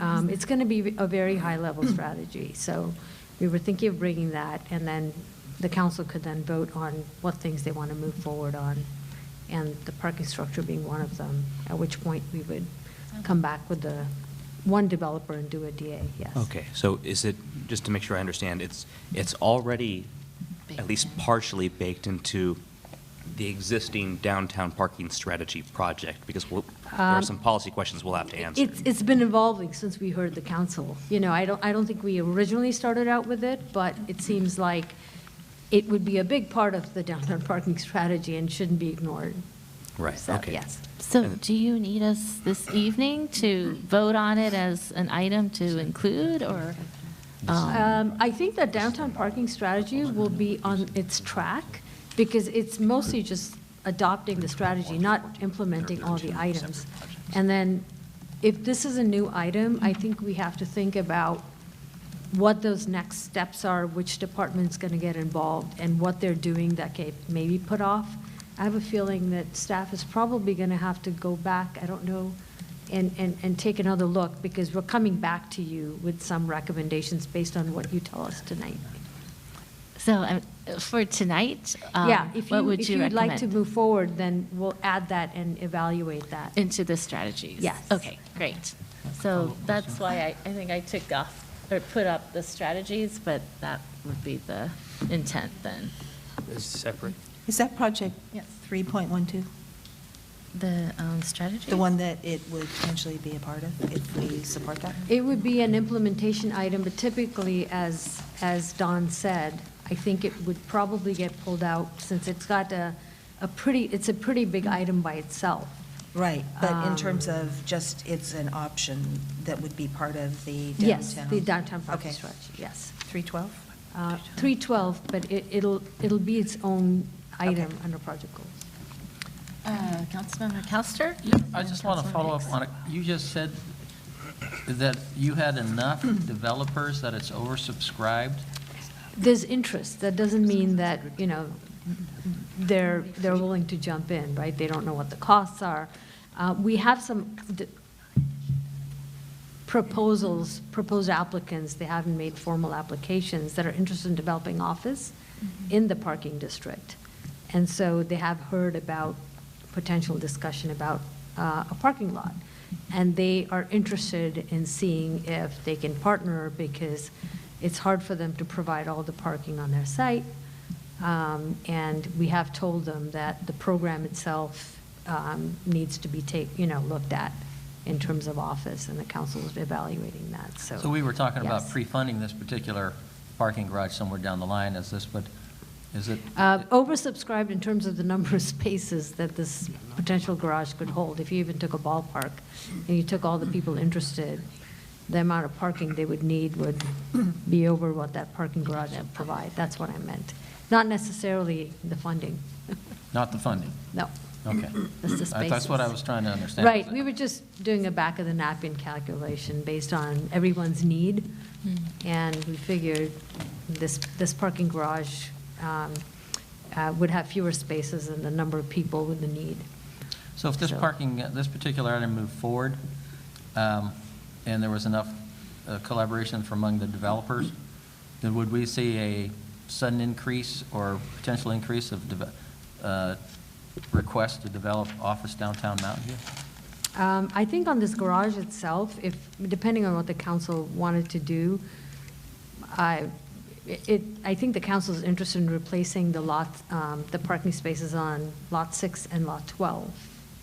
So I would say probably a couple of projects could sort of add their parking need to it, but not beyond that. Any new projects that came in probably would have to start another conversation. Okay, thank you. Any other, yes, Councilmember Hicks. As somebody living near the downtown, would I or anyone else be recused from voting on this, on any portion of this? That would take a closer analysis once a more concrete scope and details emerge. We can't do conflict analysis without more specific details at this time. Okay, so no site, I get a dot for this. Is that? Yes, Okay. for purposes of Thank tonight, you. yes. So this item, the downtown parking structure, just to reiterate, would be a part of the downtown strategies and implementation item. Correct. I'm going to strike downtown parking structure on new items, and I have project 3.12 on the modified items, so we'll do an assessment and bring it back if you guys vote for it. Great. All right, thank you. Moving on to multifamily smoking ordinance. That was mine. My question was, is there some sense of how much staff load that would be? My understanding is most cities have an ordinance, and the multifamily structures would be the one in particular that I'd be interested in. So is there some sense of how much more staff time this would take?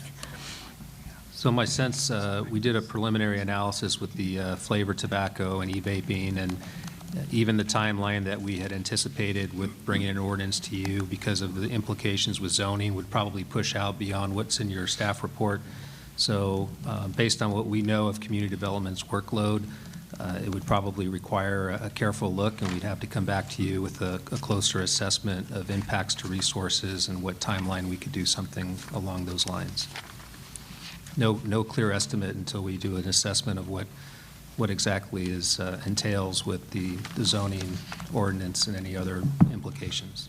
Okay, thank you. Any other comments on this item or questions? No? All right, we'll move on to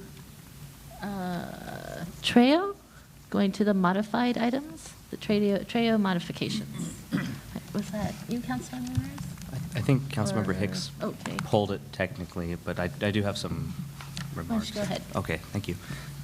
So I understand where staff is coming from on this one, and I'm very sympathetic. I think there's a lot of complexity with the implementation of SB 330. I guess what my preference would be, though, would be for a significant narrowing of the scope rather than just a wholesale delay of the project to achieve a couple of things. There were some, I thought, relatively minor modifications that the council had supported in the context of a handful of development proposals that went before us last year, and those are laid out in the responses to the council questions. Some of them I think are probably more complex than others, but I guess what I would like to achieve is, if for any projects that are not subject to SB 330, rather than continually negotiating from the dais, which I personally find sometimes uncomfortable and could lead to different parties being treated differently, that we at least allow for those modifications which were designed, I think, to accommodate some of the reasonable requests we've heard from tenants. So like the timing of the dispersing of the second half of the Treo money to help folks find a place, and then waiving the requirement that a tenant provide 30 days notice. You know, if the building's going to be demolished, it's kind of a moot point. So those kinds of things, I think, feel relatively minor, and compared to something like a revisiting how much the benefit, you know, should they receive, right? And looking at, you know, significantly increasing that amount, which I think would require a lot more stakeholder outreach and that kind of thing. So I'm not sure, I didn't get a good sense of whether those more narrowly scoped modifications are within the provisions of SB 330. So having a better understanding of that relationship would be helpful too. The other thing is that, there's going to be this gray area of projects that are going to be subject to our Treo and not SB 330.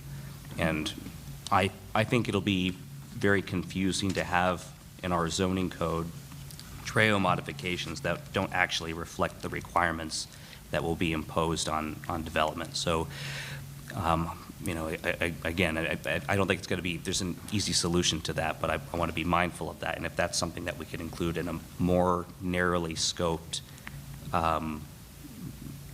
review of the Treo, I think that would be very helpful. And I had one other point, but I can't remember what it is, so I'll defer to other members of the council. Councilmember Hicks. Well, that's basically why I brought it up. I was hoping that we could do a more narrowly scoped version of the Treo and then maybe visit it in more totality on down the line once SB 330 expires or for some other reason. But I was hoping that it seemed like there were a good portion of upcoming projects that would, the Middlefield ones, for example, were, I think almost half the projects would not be fully covered. So I thought that we should at least do a narrowly scoped update of the trail. Any other comments on this item? So, do I need to take a straw vote on the narrowing of the scope? Yes. Could you, one of you, reiterate what the scope would be? I think, isn't it basically in the council questions, the highlighted, Yes. the three highlighted items? That's basically what you were Yes, rattling but off, I if you think. want to, so, because, Which, maybe that was a bit of a leading question. I would be open to further reducing, so something like the AMI eligibility, maybe that requires more thought. Certainly the referral to landlords with rental housing options in Mountain View, I think that's something we've talked about in the context of the Housing Industry Foundation. I think that's going to be a separate item. I'm most interested in, so this is question 10 in the council questions. B, C, and if it's a trivial adjustment, D, because that's the other thing we've heard a lot about. And if there's an opportunity to incorporate this into regularly scheduled modifications of the zoning code, since we already have that, I think that would be the ideal, rather than treat this sort of separately from that, if we could sort of wrap that into one thing. Yeah, I saw it. So on question 10, B, C, and D are the three items you would like to limit it to. Is that correct? Yeah, I agree with that. I'm just skimming E and F right now. Okay, not E. Lucas, if you look on the other page under question 8, you see the highlighted items. Are there any discrepancies between those three items and what or are they overlapping? It looks like they're mostly overlapping. There's actually one. So I just want to make sure that we didn't miss them. The highlighted items.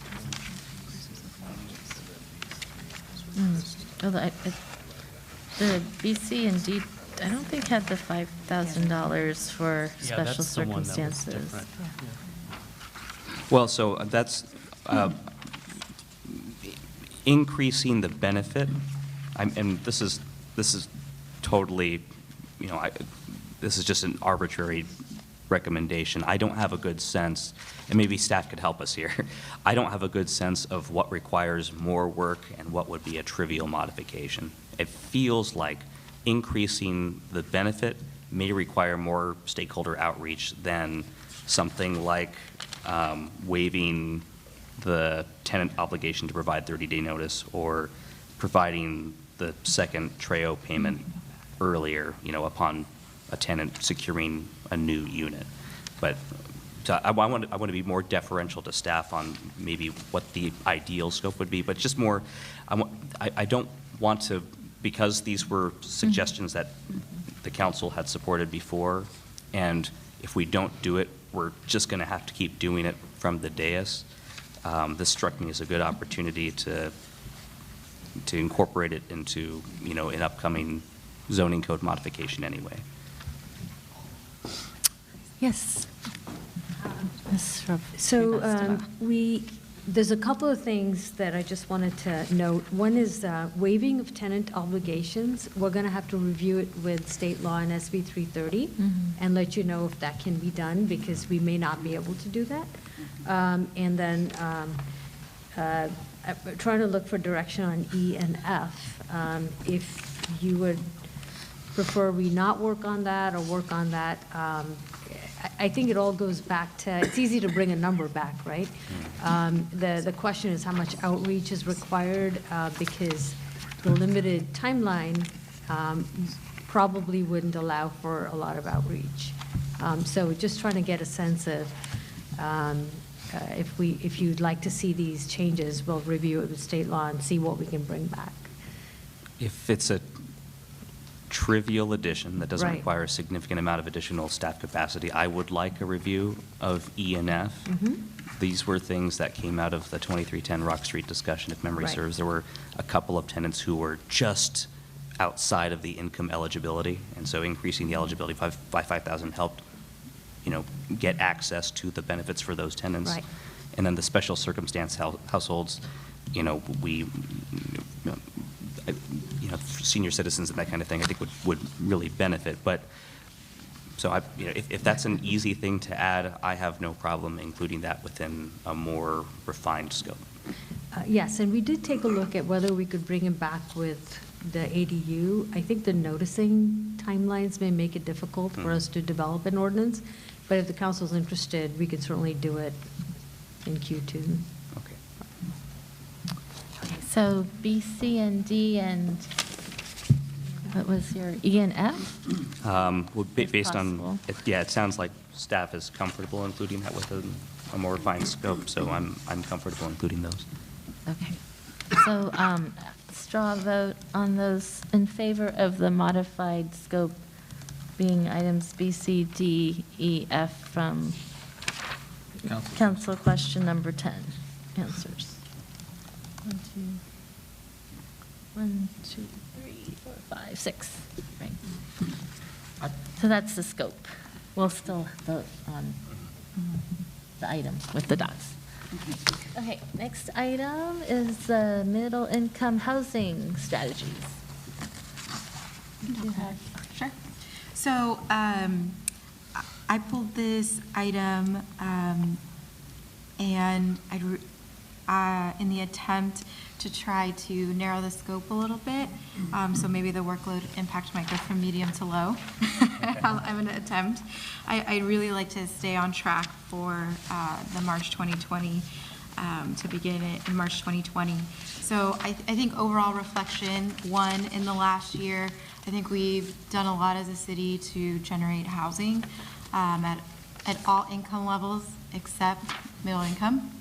And I really want to be able to move forward with some sort of strategies or opportunities for middle income persons to be in different housing types.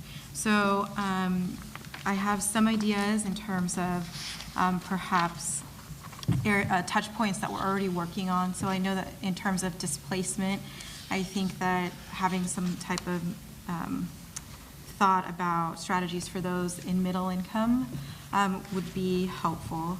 In the past, we've also talked about a down payment assistance program sponsored by the city. Other cities within the state have that as well. The Housing Trust Silicon Valley has their Empowers first-time home buyer assistance program. And perhaps I know that they partnered with other cities to do empowerment home buyers workshops in communities. That could be something that could fall under this scope. As well as Affordable Housing Week that I know is coming up, I believe in March. I know that there are people who are renting that are interested in continuing to be able to stay here, and what are those opportunities that we're creating. So I'm hoping that if we're able to look at some of those strategies, it would help people be able to think about moving from renting to owning for those in the middle income, because I just don't see us as a city generating those types of units. So what are programs that we can utilize or other opportunities we as a city can put forward? So those are some ideas for middle income housing. Great, thank you. Any other comments on this? So I would agree with the vice mayor. I think we could narrow the scope if I could maybe add or suggest. First-time homebuyer down payment assistance program is definitely one program that I've always been interested in. The other one that the Housing Trust has and might be more doable in light of the current market is like an equity share program. So the problem with the housing trust programs is that over the years, as I have learned, is that Mountain View homes, unfortunately, are too high in price that folks can't qualify for those programs because a lot of them are tied to AMIs. And to be able to afford a home here, you have to be making more than the 120% AMI most likely. And the housing prices there aren't enough available in Mountain View to qualify for that 120 AMI cap. So that's where I look at what the city needs to do or can do to enhance or to supplement the existing programs to really be able to get Mountain View residents to qualify or to take advantage of what's out there. Or if it's not doable, we really need to look at creating our own. So if we could look at that, that would be, would be great, would be fine to limit it to just those options. And the others, education seminars, whatnot, that's great too. Do these other organizations do the seminars and so forth? They do, yes. So would you then just ask it to be included on next door and so forth? That we wouldn't lead it, we'd just convey the information and say, here's a workshop and so forth? And we can host one here. We have in the past. The challenge has just been we don't have a lot of properties in Mountain View that folks can buy taking with these programs. So. And then your thought was that if they gave you certain limits, the city would have funding to be a gap in there? I think that's something we could look at, or we should look at. And do you have I know it's preliminary, but do you have a funding source? Well, I think we would look at like our affordable housing strategies. I know the business license tax, there's 20% of that is supposed to go to housing, so there are some options. And we might also have to look at a funding source as part of this. Yes, city Just a manager. quick comment, since you brought up the workshops, as a part of the Affordable Housing Week in March, I know Community Development is currently working with a number of organizations to bring those workshops to a event here at City Hall. Yeah. Yes, Councilman. I just have one question for either the vice mayor, staff, any other council members who might know, since you're narrowing the scope, what are the things that are, I'm not as familiar with it as I should be, what are the things you're taking off of the scope? So I think that the project definition on 2.4, it seems a little bit broad. And so my attempt in discussing it now is that perhaps we can, offer further ideas to maybe, because it just says, develop strategies for middle-income persons to afford different housing types. So, I'm trying to give maybe some ideas or some suggestions on how to flesh that out in terms of what I hope for the project. I think it's important that we as a community are being comprehensive in our attempt to house everyone. Not only should we be looking at, affordable housing and market housing, but what are we doing for middle income? And so we've been looking at, zoning, so looking at revising our row home guidelines, looking at our R3 zoning. Those are all opportunities. I don't know if we can try to encompass that in this project. But as the mayor was mentioning, there are some programs that are out there, and other cities have helped do a down payment assistance program, because that is the threshold between moving out of an apartment where you pay a couple $1,000 to being able to pay the down payment, which is anywhere from $400,000 for a home here in Mountain View. It's a really large jump, and as a community that is 25% working young professionals, I think we as a city really need to be showing a pathway for middle-income families to be able to stay in our community. So I think that's a really important thing. So. Okay, thank you. So you're basically narrowing it to the programs that you think work best so that it's simpler for staff and more effective is what I'm hearing.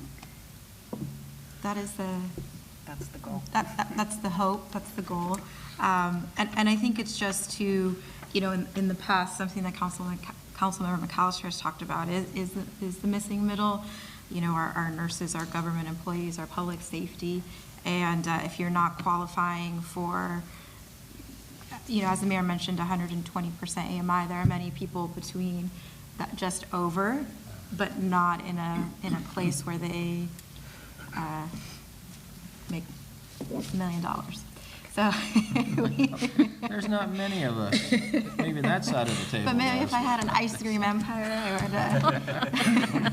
would. But I just see an urgency because last year we've done a lot in the other categories and meeting our RENA numbers.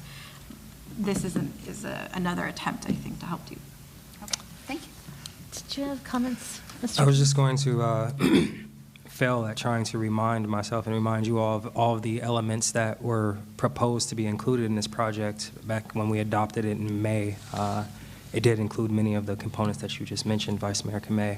And also just wanted to address that the staff is not suggesting that this go away, that they're just postponing the implementation of the project due to existing workload priorities. If you look at page 2 of this timeline, it kind of paints the picture a little bit of what our community development housing staff are all working on. And part of the reason for them asking to delay that was just capacity issues currently. So I just wanted to reiterate that for you all, that it's not proposing to get rid of this project. It's still something that's elevated to the work plan and is important. However, they're asking for a delay of a few months.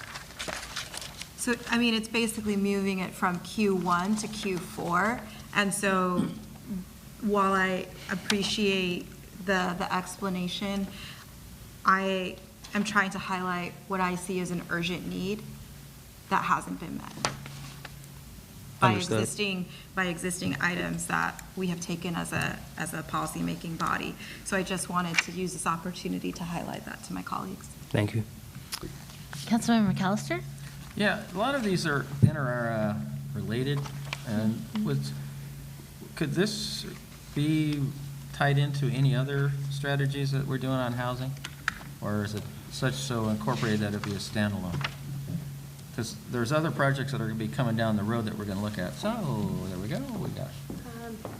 I think this might have to stand on its own because we were planning, many of the strategies that were narrowed down were going to be strategies we were looking at.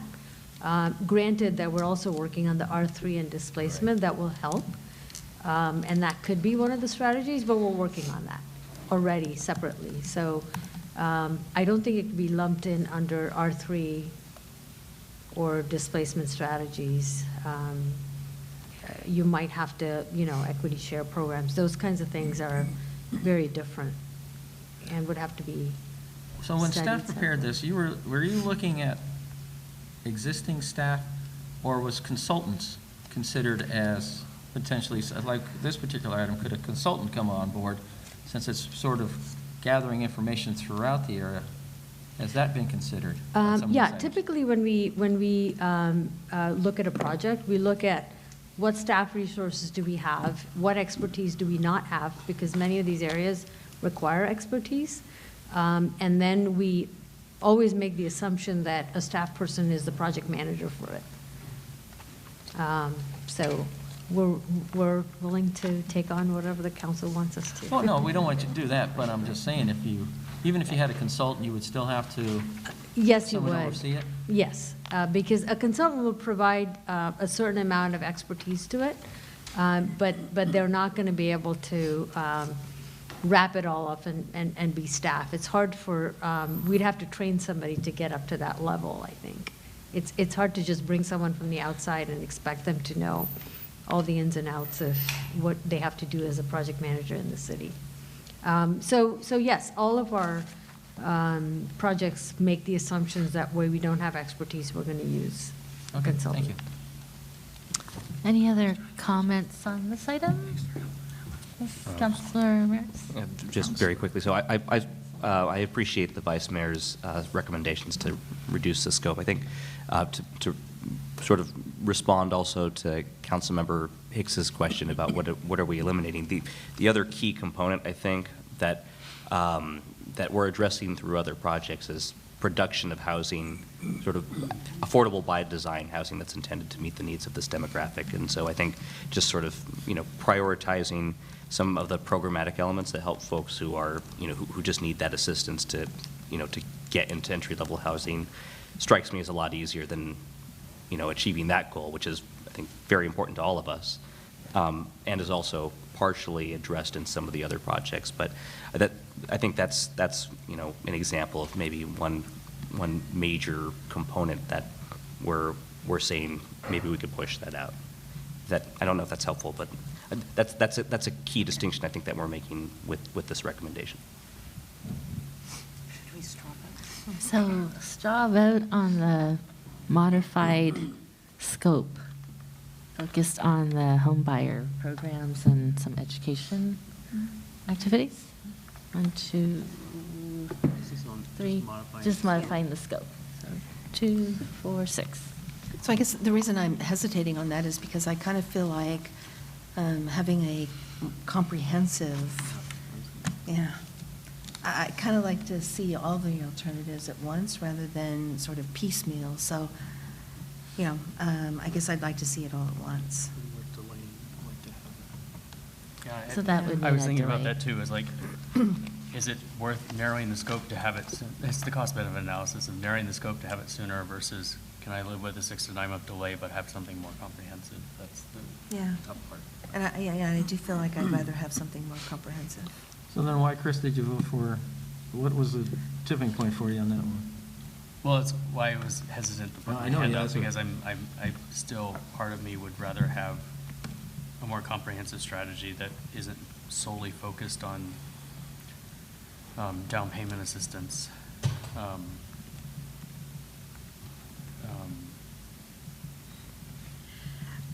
I guess where I feel comfortable is because we're doing, all the other projects, the R3 zoning, the displacement strategy. RT mentioned quite a few other things that we're doing, so I think it was an effort to try to continue the momentum on things that we're already doing, where I feel like we would be able to narrow because we already have existing things within the pipeline. Okay. That was my understanding, especially kind of given the explanation we just heard. Fair enough. Not to speak for staff, but that's what I heard. Okay, I'm okay narrowing the scope, and then we can vote on whether or not it's. Okay, so we will narrow the scope then. Next item is comprehensive modal plan. I'm not sure who, was it Councilmember Matichak and McAllister who pulled that? Yeah, so this one, I think the first meeting I had with Public Works, after I was elected, I said, I feel like I need a view of all the different transportation options we have through the city and use cases on if I live over here in the Montaloma area and I want to get over here, say in the East Wisman area, how do I do that without getting in a car? And do some examples. And it seemed like a relatively simple request, but apparently it's not.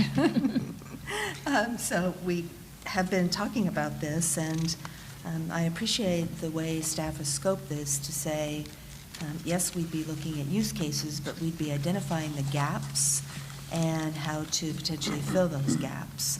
And I think this kind of sets up our transportation projects for a while. So I'm very interested in doing this one, and I feel like the more we defer it, the more we defer getting a more comprehensive plan for the city. So this one, I think, is really important for us. You all know that transportation is really important to me, and so this is to me, is the foundation for everything that's going forward. So we're looking at a TDM manager, and we're looking for trying to get how we can get the schools involved and all the different shuttle programs. And, I mean, we may not have all the pieces, but that we can start collecting them because we need to have that overview of what's all out there. So if we get an AGT going, or do we get, some of our corporate sponsors doing different shuttles and buses and carpools or whatever, or school busing comes along, how do we get our kids to school? Everything needs to start somewhere, and as we're developing, more developments coming along, I always hate to see we're putting the horse in front of the cart, cart in front of the horse, either way, because, you know, we're going to do this and then, so we'll think of transportation as an afterthought, and we need to start thinking that in the forefront, so that when we build these things and we go to those developers, we say, this is what you're going to contribute. And what Tom was talking about is other developments come along, or bigger developments, or maybe Don mentioned that we need to have a path to show, here's what we're going to achieve, and everybody else is going to fit into it versus us adapting around it. So I think even though we may be a little short on consultants, or maybe we need to look at another consultant to expand what we need to do, but I think this is fundamentally one of the most important things that the city is going to do to reduce congestion in the city, reduce greenhouse gases, reduce vehicle miles traveled, and improve safety on the road. So I think that's why it's important that we move forward with this. Ms. Cameron, did you have some comments from staff? I do appreciate an opportunity to speak to this item and to acknowledge that, yes, the comprehensive modal plan can lay the foundation and help answer a lot of these questions. As you know, the way it was structured was to first look at the fact that we have like 18, 25 various plans out there, and putting them all together, the gap analysis, selecting our priority corridors. And it's a classic situation that our workload has been so heavy delivering all the projects that have already been identified and all the studies that it's been hard to find time to get to this one for both the consultant team as well as our staff. So just to give you a little perspective of what we're looking at here is we're not saying we want to pause or stop work on the project. And in fact, we finally just got some deliverables from the consultant that is starting to set the stage for moving us forward the way we wanted to move forward. The concern is, the thinking was to try to get to you in Q2 with a study session with some real results from the existing condition analysis, the overlaying of the maps, what could be these priority corridors, and I'm concerned we're not going to be able to get there in Q2 in terms of providing you a quality product to look at, review, and discuss. And hence the recommendation of moving the study session to September, basically Q3, with trying to move the draft plan completion towards the end of the year. And a little more foundation for why, you know, can continue to step back and look at what's going on with staff, why we did this. In order, you know, we looked at this a couple months ago, and in order to deliver the full scope of transportation plans and studies that's expected of our transportation section, we identified we needed about 5.5 full-time equivalent staff. We currently have 4, so we're at 75% staffing. We're hopeful that by the fall, we will be fully staffed. So we want to keep moving on all these projects and so on. It's just we're spread a little thin. Some of the factors that we're concerned about in the spring, and some of the things, the trade-offs to think about that could affect, you know, if we say we want to just focus on meeting this Q2 study session for comprehensive modal plan, what we may have to pause on or how we're going to keep up with. And this is some new information, you know, as things come to play for us. So first off, we have our transportation staff working diligently to put together some Measure B bicycle and pedestrian competitive grants, because VTA has released that call for projects.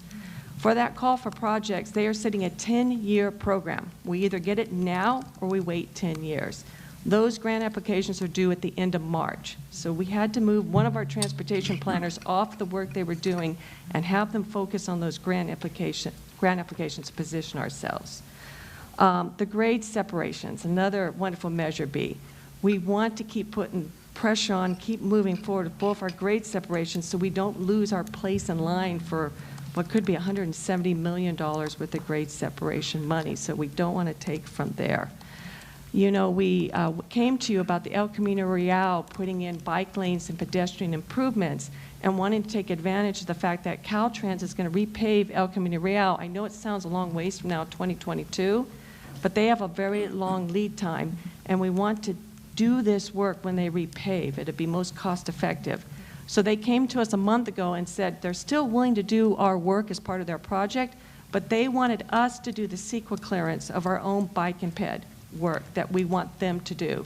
So right now, we're working very quickly to bring on an environmental consultant, and this is the same transportation planners, to get going on that CEQA analysis, which we have to complete by September in order to stay on track to get this project into Caltrans repaving project.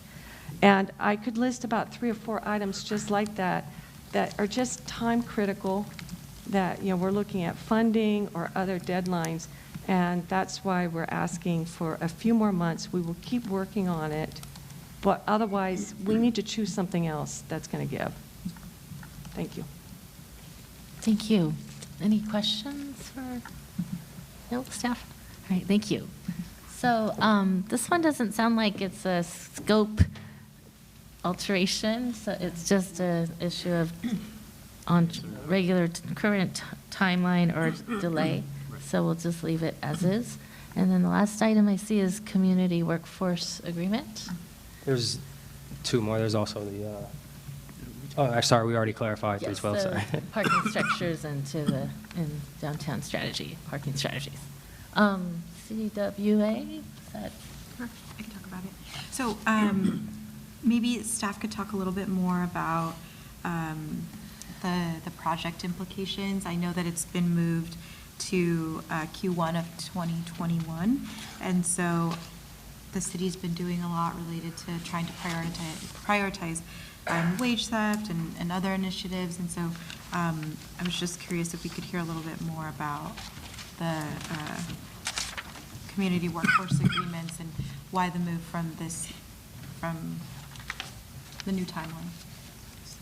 So there is capacity in the manager's office to begin work on it, but the real crux is the Public Works Department and its implications on Public Works, and I think you just heard a partial reiteration of the projects that they're working on and the timelines that they're expected to meet, and that's the real impetus to request a delay in the implementation of this particular project. Any other comments, questions? I do. Would it be possible to start it, and then when time comes to go to Public Works, that it evaluate at that point when to move it over? I think the preliminary work within the manager's office could certainly get that information together, but to bring it to Public Works, it would have to wait till we would recommend that it would have to wait until a time frame in which they're able to meet that obligation. Okay. Okay. Any other comments on this item? Well, I have a question Yes. then. So is that a scoping thing, that it can be broken into 2 parts, or are you saying it cannot be broken into 2 parts? No, I don't think it can be broken into 2 parts. And, wage theft and also responsible construction, those are key areas in which Public Works has input and staff time in order to provide that context in the agreement. Okay, thank you. Thank you. But those 2 items are moving forward, correct? Yes. Okay. Great. Yes, Councilmember Ramirez. Thank you. And just for my benefit, because I know other jurisdictions have done some work on this, there isn't like a model ordinance or some existing work product that we could take advantage of maybe to reduce some of that burden? I'm sure there is, but it still requires us to work with Public Works, and I think we're trying to express to you that if there was a way in which we could do it quicker, we would, but we're recommending that we wait. And I appreciate that support. Thank you. And I'd like to mention that, this is only part 1 for you in terms of talking workload. We do plan to come to you in March with our first study session on the CIP to do a reset on the CIP, because that's the other aspect that is creating a tremendous workload on Public Works. And the community workforce agreement and the potential effect on our workload is actually more related to our construction projects and delivering our CIP. And so we need to build all of that into those future discussions as we also look at how we're going to modify our CIP possibly. Okay, great. So on this item, do we need to, wait, I don't think we need to change the scope. All right. Okay, I think we are through all the projects, so next steps. Next step is for you all to vote. I will try to recap what we're voting on right now. Youth mental health is a vote for a modified scope of a project, with it going back to the Youth Services Committee to rescope the project and take the lead on with some staff assistance. Gun safety ordinance is voting whether or not to add that project. D. Multifamily smoking ordinance is voting whether or not to add a multifamily smoking ordinance work. E is whether or not to add the preparation of an ordinance to require safe storage of firearms. Projects 1.1 on the modified items, we are voting on a displacement strategy, for the trail modification to come back with specifically with the components from the council questions, question number 10, item B, C, D, E, and F. 2.4, middle income housing strategies, we are voting whether or not to allow a modified scope, bringing the down payment assistance program within the existing timeline. 3.9, it's just whether or not to accept the modified scope that staff has proposed. And 1.4, whether or not to accept the modified scope that staff has proposed. And also, there's also project 3.12 for staff to include analysis of a downtown parking structure within the existing downtown parking strategy. Is everyone clear on the items? Yes? All right. Yes, how many dots? Well, It should be like 4. I don't think we need 14. You just choose what you want. Okay. You can only vote on each item once, though, so. Oh, that's the And you don't have to use your dot. 14 votes on You one. might not use it. I'm just going to use all So they're probably colored. Thank you. I only got 2. What the hell? Sorry. Councilmember, please control your outbursts. All right, so we can get up and put our dots on the items.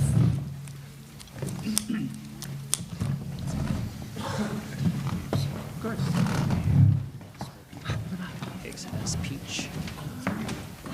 Clark has the You put all of them. Matacek has yellow. Kamei has green. Let me check that. Koga with blue. Ramirez has red.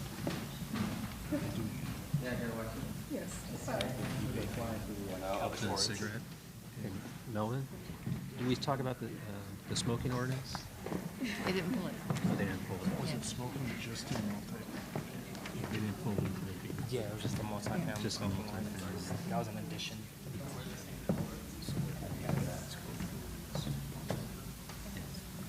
Well, if they approve staff's recommendation.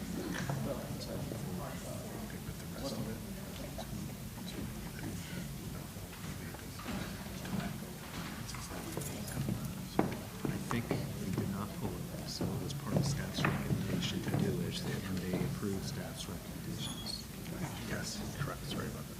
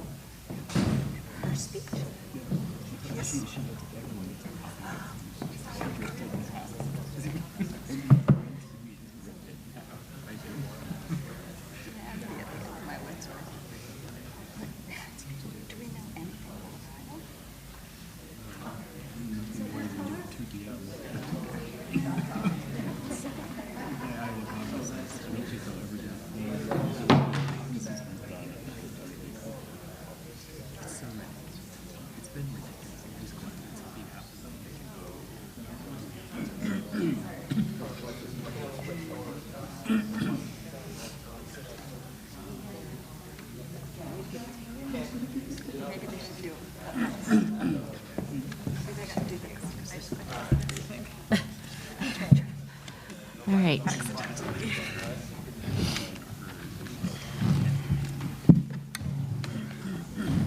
So everybody has completed their dots, so should we just go through and count the numbers? So anything over 4 moves on, correct? Correct. So if it has 4 or more, so youth mental health, staff will evaluate with the, will evaluate what that looks like as far as the Youth Services Committee taking that project on. Yes. Gun safety ordinance citywide, D, that will move forward as a new item. Multifamily smoking ordinance does not go forward. Gun storage does not go forward. Trail modification with a different scope. We will come back with amendments to the trail. Question 10, B, C, D, E, and F. 2.4, middle-income housing strategies with a narrow scope. You guys voted against staff's postponement, so it'll keep its existing timeline with a narrow scope. Comprehensive modal plan, you guys accepted the modified timeline, as you did for the community workforce agreement.